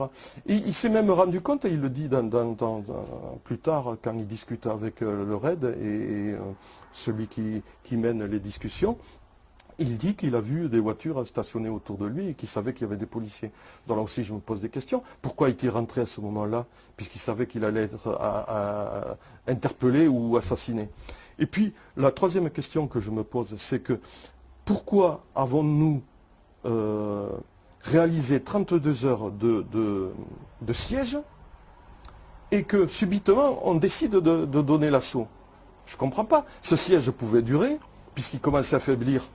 Il avait reçu tout un tas de grenades assourdissantes qui avaient même fait exploser les tympans. Il était complètement inondé puisque les premières bastos des policiers du RAID avaient percé les tuyauteries, il nageait dans l'eau, il commençait à avoir froid, il n'allait pas manger. C'était un homme qui, si on avait laissé le temps, il allait être plus ou moins affaibli. Non, on donne l'assaut. On donne l'assaut, il n'y a pas eu de la crie, on n'a pas essayé de l'endormir. Rien du tout. On avait entendu Christian Proutot à l'époque dire, mais je comprends pas, on pouvait l'endormir et l'interpeller très facilement. Je me pose des questions, je me dis pourquoi a-t-on donné l'ordre de donner l'assaut à ce moment-là? Pourquoi n'a-t-on pas encore attendu un petit peu? Ou pourquoi non? Parce que on savait, il annonçait, je ne me rendrai pas. Donc on savait qu'il allait, s'il donnait l'assaut à ce moment-là, on savait qu'il allait riposter, et s'il y avait une riposte, c'est qu'il allait être tué. Il avait un gilet pare-balles, certes, mais on pouvait le toucher au visage, on pouvait le toucher aux jambes et même au bas du ventre, puisque ça ne descend pas en totalité, parce qu'il avait un petit gilet pare-balles, apparemment un gilet pare-balles qui appartenait à une femme. Et puis ce que je ne comprends pas dans ce petit périmètre, il faut savoir que l'appartement de Mera fait 6 mètres sur 6 à peu près, une trentaine de mètres carrés. Il est caché dans la salle de bain et pour aller jusqu'au balcon, il faut qu'il passe dans le salon. Le salon est tout petit, il fait à peu près 3 mètres sur 2. 3 mètres sur 2. Où sont les gens du RAID? Il y a 15 mecs du RAID, plus Mera, 16 personnes dans un salon sur 3 mètres sur 2. C'est pas du tir, c'est du corps à corps. On pouvait le maîtriser. 300 bastos, comment on peut tirer 300 bastos dans un périmètre aussi étroit? Comment lui peut tirer 69 bastos en rechargeant? On le laisse recharger? Non, mais je rêve, moi j'arrive pas à comprendre tout ça. Je me pose plein de questions. Et puis après le corps, quand on voit le corps sur, je crois que c'est Entrevue qui a montré la photo de Mera, moi je l'ai regardé, j'ai agrandi la photo, j'ai regardé avec une loupe. Je ne vois pas beaucoup d'impact, hein. Je ne vois pas l'impact dont on parle d'un sniper sur la tête. Moi je ne sais pas, un sniper quand il tire avec des armes qui sont létales et qui sont puissantes. Si apparemment il est touché à la tempe gauche et sur la photo effectivement il a un peu le visage tourné, donc on ne voit que le visage côté droit. Ça veut dire que la bastos est rentrée dans la tempe gauche et n'est pas ressortie du côté droit. Donc une balle tirée par un sniper qui rentre à la tempe gauche et qui ne ressort pas de l'autre côté, on me pose des questions là aussi. Donc il y a plein de choses qui font que il y a aussi la revendication qui est faite par le papa de Mera, qui dit que lui il a une discussion qui est faite avec le RAID qui n'est pas tout à fait et qui n'est même pas du tout celle qui est officielle. Et comment n'arrive-t-on pas à récupérer comment on pourrait dire ça, cette transcription de la discussion entre le RAID que le papa de Mohamed Merah possède? il y a plein de choses que je trouve bizarres. On permet Mohamed Merah, on cherche Mohamed Merah et on trouve un boxeur qui s'appelle Mohamed Merah et on le suit et on perd du temps. Alors que Mohamed Merah, on sait tous qu'il est à Toulouse. Pourquoi tout ça? Pourquoi tous ces problèmes? Pourquoi on n'arrive pas à le suivre quand il est... Pourquoi aussi on n'a plus cette fiche S sur Mohamed Merah? Mais il y a plein de choses qui font que... Oui, puis les témoignages qui sont contradictoires, les gens qui ont vu le tueur, on va dire, avant l'histoire de Zora, c'est des gens qui décrivaient un personnage qui lui ressemble pas du tout. Ils parlaient d'un grand avec les yeux bleus, avec un tatouage, etc. Enfin, quelqu'un qui n'a pas du tout... Alors là... C'est les témoignages qui ont été recueillis. Oui, mais alors il faut quand même dire que les témoignages sont toujours très fragiles. Hein. Oui. C'est vrai, ça ne correspond pas du tout à la silhouette de Merah, ça ne correspond pas au visage de Merah, puisqu'il n'a pas de tatouage sur le visage. Mais moi, je me suis rendu compte pendant 30 ans de police et plus que les témoignages sont très très très très fragiles. Hein. Donc cette dame, peut-être, bon, elle a mal vu, puis elle a peut-être fantasmé, j'en sais rien, je sais pas. Mais c'est totalement, c'est pas du tout le visage de Merah, c'est sûr. Ouais, ouais. Donc moi je pense que... Il y a aussi l'histoire que les enfants, alors il semble, je ne sais pas si tu pourrais le confirmer, mais il semble qu'il n'y ait jamais eu d'autopsie des enfants qui ont été assassinés dans l'école. Alors que dans toutes les affaires criminelles, normalement, il y aurait dû avoir une autopsie, mais obligatoire. Alors là, c'est le seul élément que je n'ai pas. D'accord. Là, il semble qu'on ait rapatrié les corps directement en Israël, sans autopsie, sans rien. C'est bizarre. C'est bizarre parce que ça va à l'encontre de ce qui devrait se faire. Mais voilà, tu confirmes bien dans ces cas-là, normalement, il aurait dû avoir une autopsie. Dans toute affaire comme ça, il y a une autopsie, forcément. Je pense qu'il doit y avoir eu, ça doit avoir été fait. Donc, comme il y en a qui disent que les enfants n'ont jamais été tués, faut pas pousser le bouchon aussi loin. J'ai entendu ça. C'est de la folie. Après, il se dit n'importe quoi aussi, il faut faire attention. Hein. Mais il est vrai que cette affaire Merah... moi, je développe une vingtaine de points qui sont très obscurs. On trouve aussi une carte d'un policier dans le box où il y avait le scooter. Que fait cette carte de policier dans le box du scooter, où il y a le scooter? Il y a plein de choses. Le ça scooter qui lui-même, bizarres. qui était annoncé noir, puis blanc, et puis on a changé il a la été couleur. maquillé, bon, ça peut se faire, pourquoi pas. Mais il y a plein de questions. Et donc là, dans mon bouquin, j'ai une vingtaine de questions que j'essaye d'élucider et où j'apporte ma patte pour essayer de démontrer que c'est pas tout à fait ce qui se dit, quoi. Et comme il y a eu, alors aussi, justement, après cette affaire Merah, on va dire qu'il y en a eu une autre, c'est l'affaire Nemouche, aussi, avec l'attentat de Bruxelles, où c'est un peu aussi, pour le moins étrange quand même, que ce présumé tueur se balade, donc en plein Marseille, avec le fusil qu'il a utilisé, avec la vidéo exacte sur lui, enfin il a tous les éléments. Bon, c'est pratique, on l'attrape, en plus ce sont des douaniers dans un bus aussi, c'est une situation un peu bizarre. Enfin, les douaniers dans les bus, c'est pas commun non plus. Et donc il se fait attraper, puis il a tout sur lui, c'est quand même pratique, parce qu'il a le fusil, il a le machin, il a la vidéo, il a tout. Bon, il n'y a plus qu'à boucler l'enclave, c'est terminé, quoi.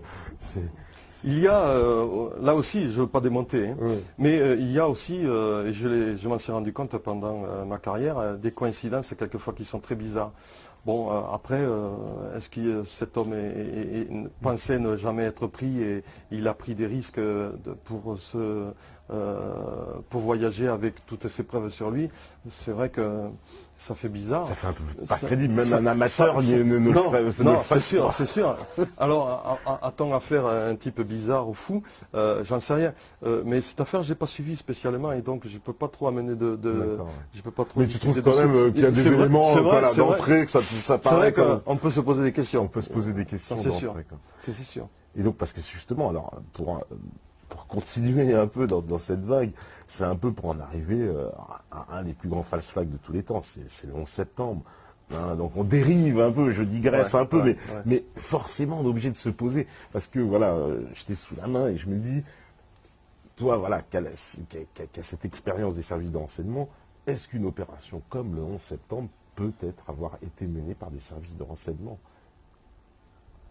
Alors moi, quand l'affaire du 11 septembre s'est déroulée, on était à Artigat, où il y a la communauté d'Artigat, où Mera, le frère de Mera, Abdelkader, fréquentait déjà ce lieu avec Sabri Essid, etc. On travaillait déjà, il y a longtemps qu'on travaillait sur la communauté d'Artigat, et on nous a demandé de revenir immédiatement parce qu'il se passait des choses étranges. Et donc on est rentré au service, et c'est là qu'on a appris que des avions s'étaient catapultés contre les tours, et que les tours après s'étaient effondrées. On a vécu ça avec beaucoup de surprises. J'ai su plus tard que les services secrets avaient amené des informations aux États-Unis en disant qu'ils étaient susceptibles de faire l'objet un jour de... Mais ça avait transpiré dans la presse, que les Français avaient prévenu les Américains. Voilà, tout à fait. Il y a même d'autres pays, je ne me souviens plus lequel, je ne sais pas si c'est pas l'Italie, qui avait transmis aussi des informations dans ce sens. Moi, je me pose des questions, c'est que quand je vois que cette tour s'effondre, parce que les poutres fondent, tout fond sous la puissance du feu, c'est un amas de fumée, tout a fondu, et on retrouve le passeport de Mohamed Atta, qui est un des instigateurs de cet attentat. Et il est pratiquement intact, il n'a pas brûlé. Pourquoi tout brûle, tout fond, et le passeport ne fond pas, ne brûle pas? L'a-t-on posé là pour faire une signature? Je me pose plein de questions. Quand l'avion percute, comment il s'appelle, non, pas les tours, le Pentagone. Le Pentagone. Il est obligé de faire un rase-monte, d'éviter des lignes haute tension et tout ça. C'est conduit par des apprentis qui se sont, habitués à conduire des avions long courrier sur des simulateurs. Ils étaient très forts quand même. Hein. Ah bah c'est ce que disent les contrôleurs aériens qui ont retracé le parcours de l'avion, qui disent... Ils étaient très forts. Alors après, on se pose des questions. Il y en a qui ont écrit là-dessus et qui ont fait un tabac. Hein. Ils ont vendu des bouquins. Ils ne font pas comme moi. J'en vends pas beaucoup parce que malheureusement, j'essaye au maximum de dire des vérités. Et donc, lui, il a vendu ce bouquin très bien, mais il n'a pas toujours été pris au sérieux et il a même quelquefois été ridiculisé. Mais il a essayé de faire des efforts pour comprendre. C'est déjà une très bonne démarche. Et c'est vrai qu'on peut se poser énormément de questions. Et puis nous, on a eu AZF par la suite. Alors AZF, oui, c'est...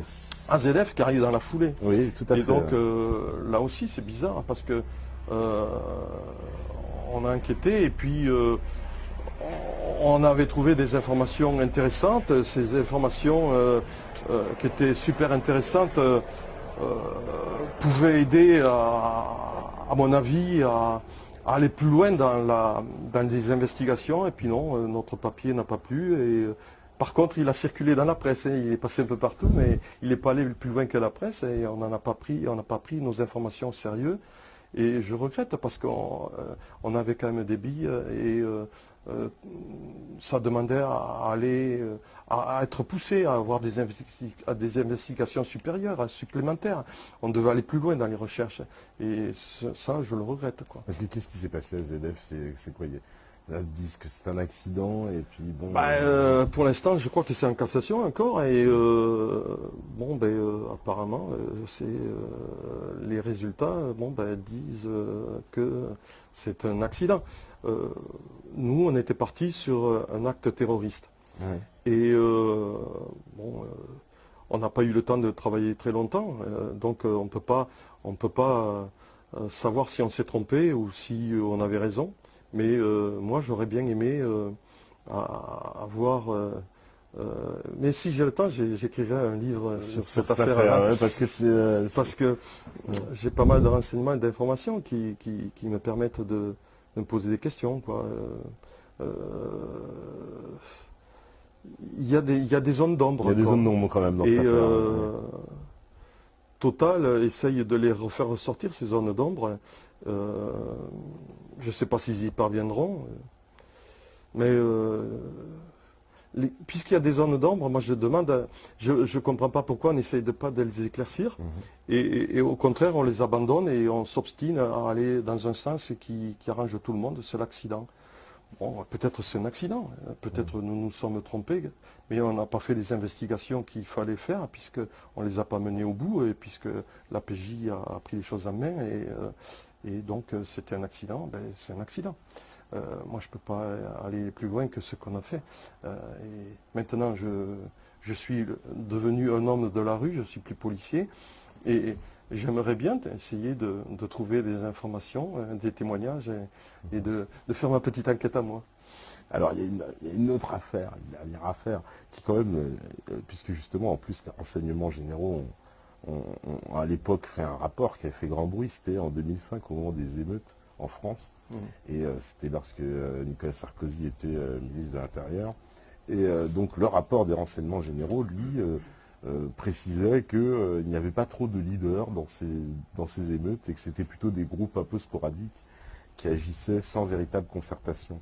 Or, il y a eu des informations contradictoires depuis de personnes qui parlent plutôt d'une opération sur la France, et en particulier le fait qu'il y ait eu des casseurs et des gens qui sont bien entraînés, qui arrivaient en fait dans une ville, allaient prendre un endroit, on va dire un gymnase par exemple, ils mettaient le feu très rapidement, mettaient le feu ailleurs. La police intervenait, ces individus faisaient en sorte que ça s'envenime, puis il y avait un effet d'entraînement qui se jouait avec la masse, etc. Est-ce que c'est un scénario possible? Est-ce que la France a pu faire l'objet d'une attaque, ou alors non, c'est plutôt ce qui avait été dit dans le rapport des DRG, comme quoi il s'agit de groupes un peu comme ça, qui se sont tous enflammés les uns avec les autres sans avoir de rapport entre eux en fait? Moi déjà, je peux dire personnellement, quand j'étais au RG, on s'est rendu compte que dans les manifestations violentes, quand je dis violentes, je veux dire très chaudes, ça finissait toujours par des casses, parce que ces manifestations étaient infiltrées par des casseurs. Et ce sont des jeunes qui n'en ont rien à voir avec les manifestations, qui s'infiltraient et qui profitaient de presque... Ils attendaient presque que la manifestation soit terminée et pour intervenir violemment et casser. Et donc ça, moi je l'ai vu très souvent. Alors après, l'affaire que tu soulignes, moi j'étais plus au RG, donc je n'ai pas des informations. Maintenant, moi je suis devenu l'homme de la rue, hein, je ne sais plus rien. Mais moi, quand j'y étais, c'est vrai, j'ai vécu ça. J'ai vu souvent des casseurs. Et dans toutes les manifestations costauds, à risque, ça terminait toujours par les infiltrations de gars.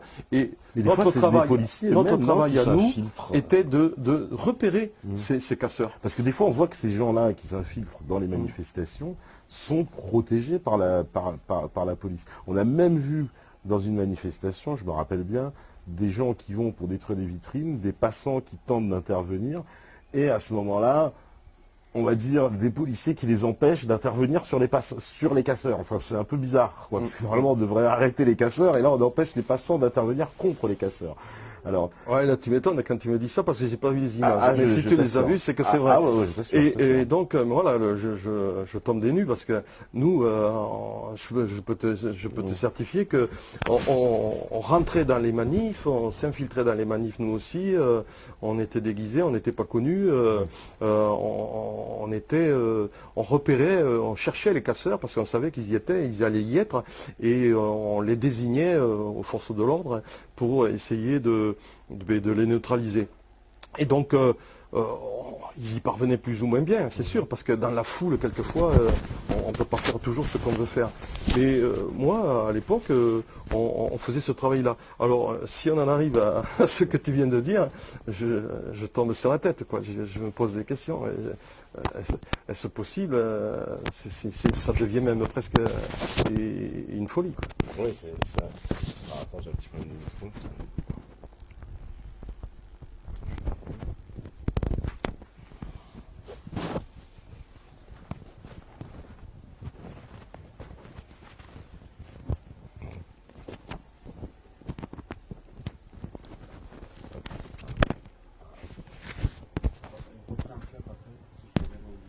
D'accord. Attends, je vais mettre de l'autre sens. Non, ça va. On peut parler, hein. Oh. Il me fait souffrir, oui.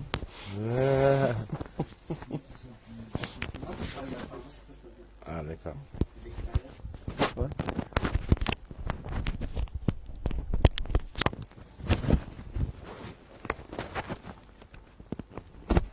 Voilà. Hop. Ah non, c'est bon. Voilà.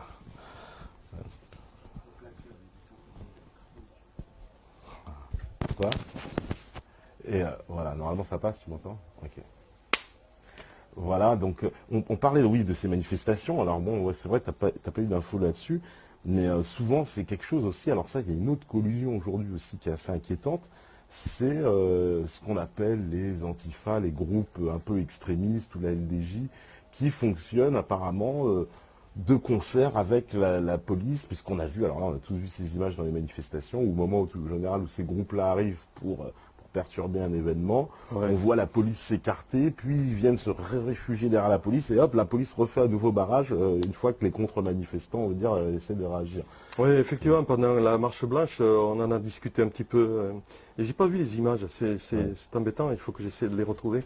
Et on en a discuté, effectivement, on m'en a parlé, c'est impensable, c'est incroyable, c'est quelque chose d'inimaginable. Moi, je tombe des nues. Moi, Ouais, parce qu'il y a quand j'entends plusieurs parler de ça, policiers c'est sont pas fait un possible. peu piégés par certains journalistes Ouais. indépendants en plus, ou au cours d'une conversation en fait enregistrée à leur insu, Mhm. ils admettent donc là c'est à couvert et puis en Mhm, plus mhm, je veux dire ils savent pas que c'est enregistré, qui disent en gros que c'est pas eux qui demandent ça, mais mhm, qu'ils ont des mhm. instructions en fait Mhm. pour protéger ces gens-là, alors qu'ils sont pas eux forcément d'accord. Mhm. Ils le disent eux-mêmes, ils disent nous on n'est pas forcément d'accord, mais on a des instructions, nous dit ces gens-là, faut les protéger, alors qu'on sait très bien que ce sont des perturbateurs.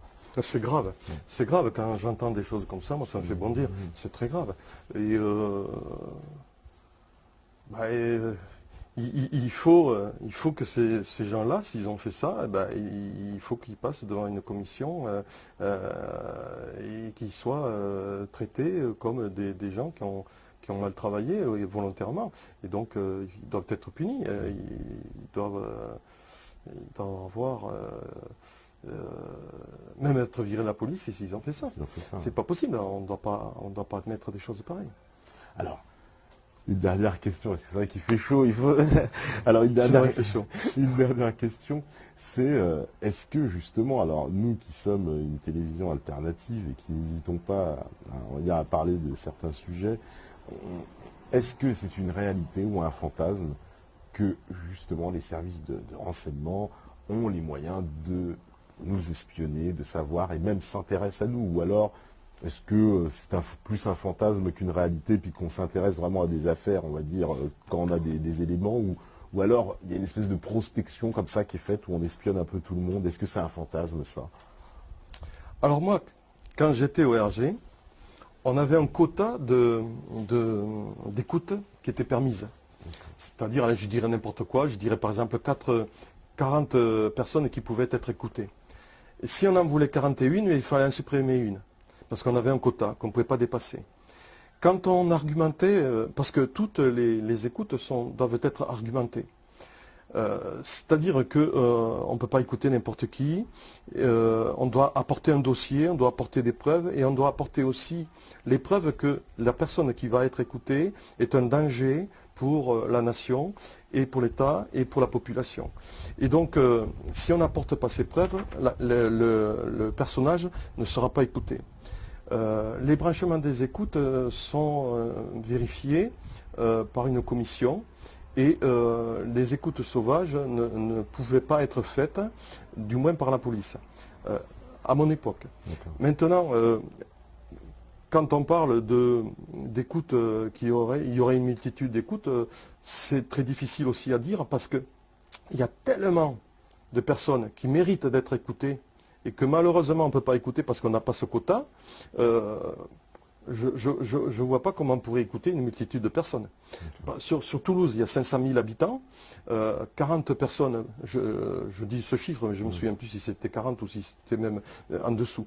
Et je dis si sur 5000 habitants, on ne peut pas, 500 000. 500 000 habitants, on a droit qu'à un petit quota, tu t'imagines très bien qu'il y a plein de gros bonnets, de gros truands, d'hommes dangereux qui ne sont pas écoutés. Puisque ce quota, pour écouter tous les gens qui sont potentiellement dangereux, ne peut pas être écouté. Donc c'est impensable. Donc moi, en tant que flic, je dis que à mon époque, et là j'en suis sûr à 100%, être écouté comme ça sauvagement, c'était pas possible et c'est un fantasme. Maintenant, aujourd'hui, est-ce que ça a changé ? Je ne sais pas, je pense pas, je ne crois pas, je veux pas savoir, j'espère que non. Et par contre, c'est vrai qu'on a toujours tendance à dire, même moi ça m'est arrivé tout dernièrement, j'ai dit c'est pas possible parce que j'avais dit quelque chose et puis c'est sorti de mon entourage. Oui. Et donc je me suis dit pas possible, je suis écouté.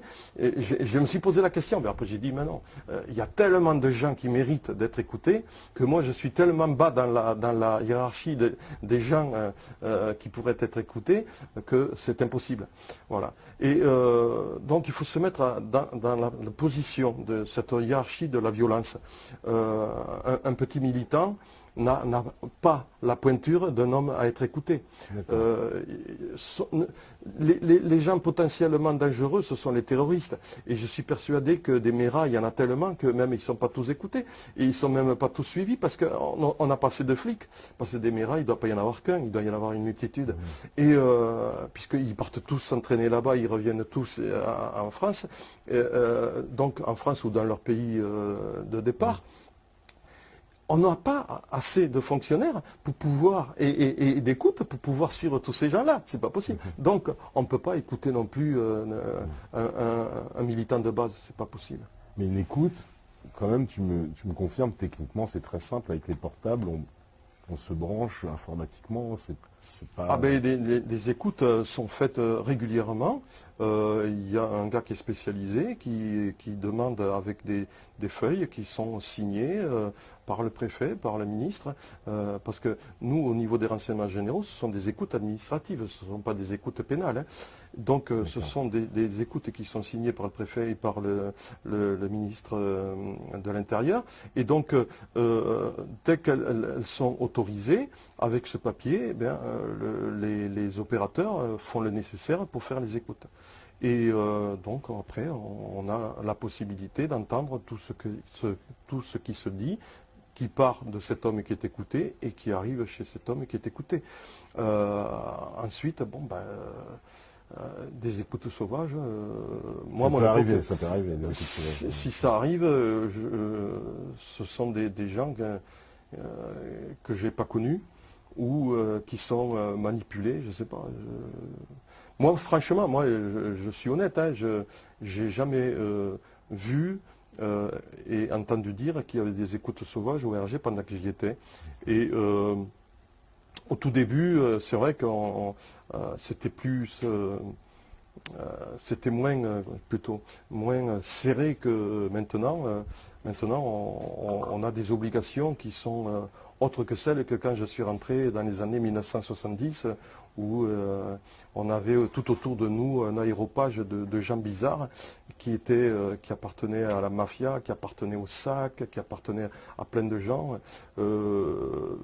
J'ai connu même ces personnages qui nous essayaient même de nous donner des ordres. Un jour même, alors qu'on était en protection d'une personnalité, on a été viré par les hommes du SAC parce que ils ont décidé de dire que on avait, nous, les RG, rien à faire dans cette réunion, etc. Bon, bref, il est clair que peut-être ces gens pratiquent des écoutes. Après, est-ce que les services secrets les manipulent pour faire le travail à leur place? Ça c'est autre chose. Et pourquoi pas, mais j'en ai pas les preuves et je ne peux pas l'avancer non plus. D'accord. Alors, dernière question. Est-ce que... Je m'attends au pire. Voilà. Non, justement. Est-ce que j'ai envie de savoir, enfin, la question que j'imagine en plus beaucoup de gens se posent, c'est est-ce qu'on est tous fichés, quoi? Est-ce qu'il y a vraiment... Parce que moi, il y a la grande légende qu'on me dit, je veux au RG, je vais taper mon nom, moi c'est Patrick Donte, hop, on va taper Patrick Donte, et puis on va me sortir, voilà, mon dossier psychologique, ce que j'ai fait, où je suis allé à l'école, avec qui je traîne, ce que je mange, jusqu'à mes goûts, etc. Est-ce que c'est vrai, c'est un dossier comme ça, un dossier, ou bon, non, ça c'est un fantasme aussi? Alors il y avait des fiches, puisque les RG, ça n'existe plus. Hein. Oui. Oui. Après la désérie, je ne l'ai pas connue. Et après la désérie, c'est comment dire, ciblé sur un travail bien précis, c'est surtout l'antiterrorisme. Donc les fiches, bien sûr qu'elles existent. Mais les fiches, c'est quoi? C'est un document de travail. Par exemple, un homme politique. Tous les hommes politiques sont connus. Tous les maires sont connus. Tout le monde est fiché, puisqu'on a besoin de le connaître. Puis tout le monde connaît son curriculum vitae, même quelquefois on allait les voir carrément, on tapait à la porte. Vous demandez de compléter. Bonjour, voilà. Ben oui, c'était rien de grave, c'était simplement, comment dire, un curriculum vitae. Et même, ça permettait d'éviter des erreurs. Parce qu'on pouvait parfois se tromper, pourquoi pas. Et après, il y a les individus qui sont dangereux. Ça, c'est autre chose. Ceux-là... on fait une distinction quand même entre le citoyen lambda et le dangereux. Il y a le côté administratif et le côté dangereux. Ces hommes dangereux sont fichés, du moment où on a pu les identifier. Oui. Et cette fiche nous permet de pouvoir les suivre, parce que ces gens peuvent toujours apparaître, même s'ils passent un laps de temps de quelques mois sans se faire remarquer, ils peuvent rebondir et réapparaître. Donc nous, on a cette fiche, hop, ah oui, il habite là, et on va vérifier, on va directement donc à l'endroit où il habite. S'il habite plus là, ben, on rectifie la fiche, on met la nouvelle adresse. Donc c'est un suivi de travail, c'est un travail qui est obligé pour faire un suivi sur ces hommes qui sont très dangereux. Si on n'avait pas de fiche, on ne pourrait pas travailler. Et donc après, je pense que des gens très connus sont fichés parce qu'on a besoin de connaître leur curriculum vitae, parce que ce sont des hommes... Ces fiches, elles sont bien protégées quand même. Tout le monde y a accès. Parce que bien sûr qu'elles sont protégées, heureusement. Non, parce que en plus, vous savez que des choses très indiscrètes. Vous avez accès à votre fiche. Si vous pensez avoir une fiche, vous pouvez faire une demande auprès de la police pour pouvoir... connaître l'information. Ah oui, pour pouvoir... regarder votre dossier et savoir ce qui se dit sur votre dossier. La CNIL le permet. La CNIL le permet, bien sûr. Donc, intéressant à savoir. Il faut savoir que ces fiches ne sont pas cachées. Elles sont à la disposition des gens qui veulent les consulter. Et, mais la plupart du temps, les gens ne le consultent pas. Moi, j'ai jamais connu, pendant que j'étais au RG, des personnes qui ont demandé à consulter leurs fiches. On n'imaginait pas, très sincèrement, je n'imaginais pas que ça pouvait se demander. Moi, je pensais que les RG allaient la conserver. Ouais. Et jamais, c'est plutôt intéressant de savoir qu'on peut donc aller demander sa fiche de RG si elle existe. Bien sûr, tout à fait. Moi, je vous invite à aller le faire, en tout cas. Aller fouder un peu les RG. Bon, en tout cas, merci beaucoup, Gilbert, pour cette entrevue, pour le métatour. On va remontrer, oui, les livres, donc les coups tordus des services secrets français. Donc là, qui vient de sortir en mois de mars. Voilà, c'est pour ça que je montre celui-là en premier, puisque c'est le dernier bébé, si j'ose dire. Voilà, tout à fait. Voilà. Donc les coups tordus des services français, une façon de savoir un petit peu plus sur les grandes affaires et les grandes affaires de ces 30 dernières années. Édition Quetken. Ah oui, les éditions vous le procurez aussi auprès de cette D'ailleurs, oui, tu as un site internet peut-être. J'ai un site internet où on peut effectivement aussi se procurer mon livre. D'accord, c'est quoi le nom du site pour les métalleux? Comme je n'y connais rien, je suis incapable de le dire mais en fouillant, on peut le trouver très facilement. Voilà. Gilbert Abbaz, vous cherchez, vous devrez trouver. Et ça, c'est mon premier. Ton premier livre, qui veut encore tuer le Christ. Voilà. Voilà, un livre qui parle surtout du satanisme et un peu de la pédophilie. D'accord. Voilà. Voilà, donc l'affiche, peut-être pas trop en rapport avec le sujet, non, je sais pas. Oui, c'est vrai que on pourrait croire que titre, c'est les Templiers quand même. le titre, j'ai voulu un titre qui choque. J'ai cru faire quelque chose qui allait percuter, et puis j'ai peut-être fait une erreur dans ma première page. Mais il se vend très bien quand même, et il faut continuer à l'acheter parce que vous apprendrez plein de choses en le lisant. D'accord. Ben, merci beaucoup pour nous avoir accueillis ici à Toulouse, hein, sur le Métatour. Merci Steph à la régie, à Renaud, à Lies aussi qui sont avec nous. Eh bien, moi je vous remercie aussi de m'avoir écouté et d'avoir eu la patience de m'écouter. Oh, ben, il n'y a aucun problème, et je pense qu'ils apprécieront beaucoup parce que c'était une entrevue très très intéressante. Donc voilà, ben, amis du Métatour, on se retrouve pour une prochaine étape parce que vous savez très bien que si vous écoutez ce message, c'est que vous êtes la résistance. Salut!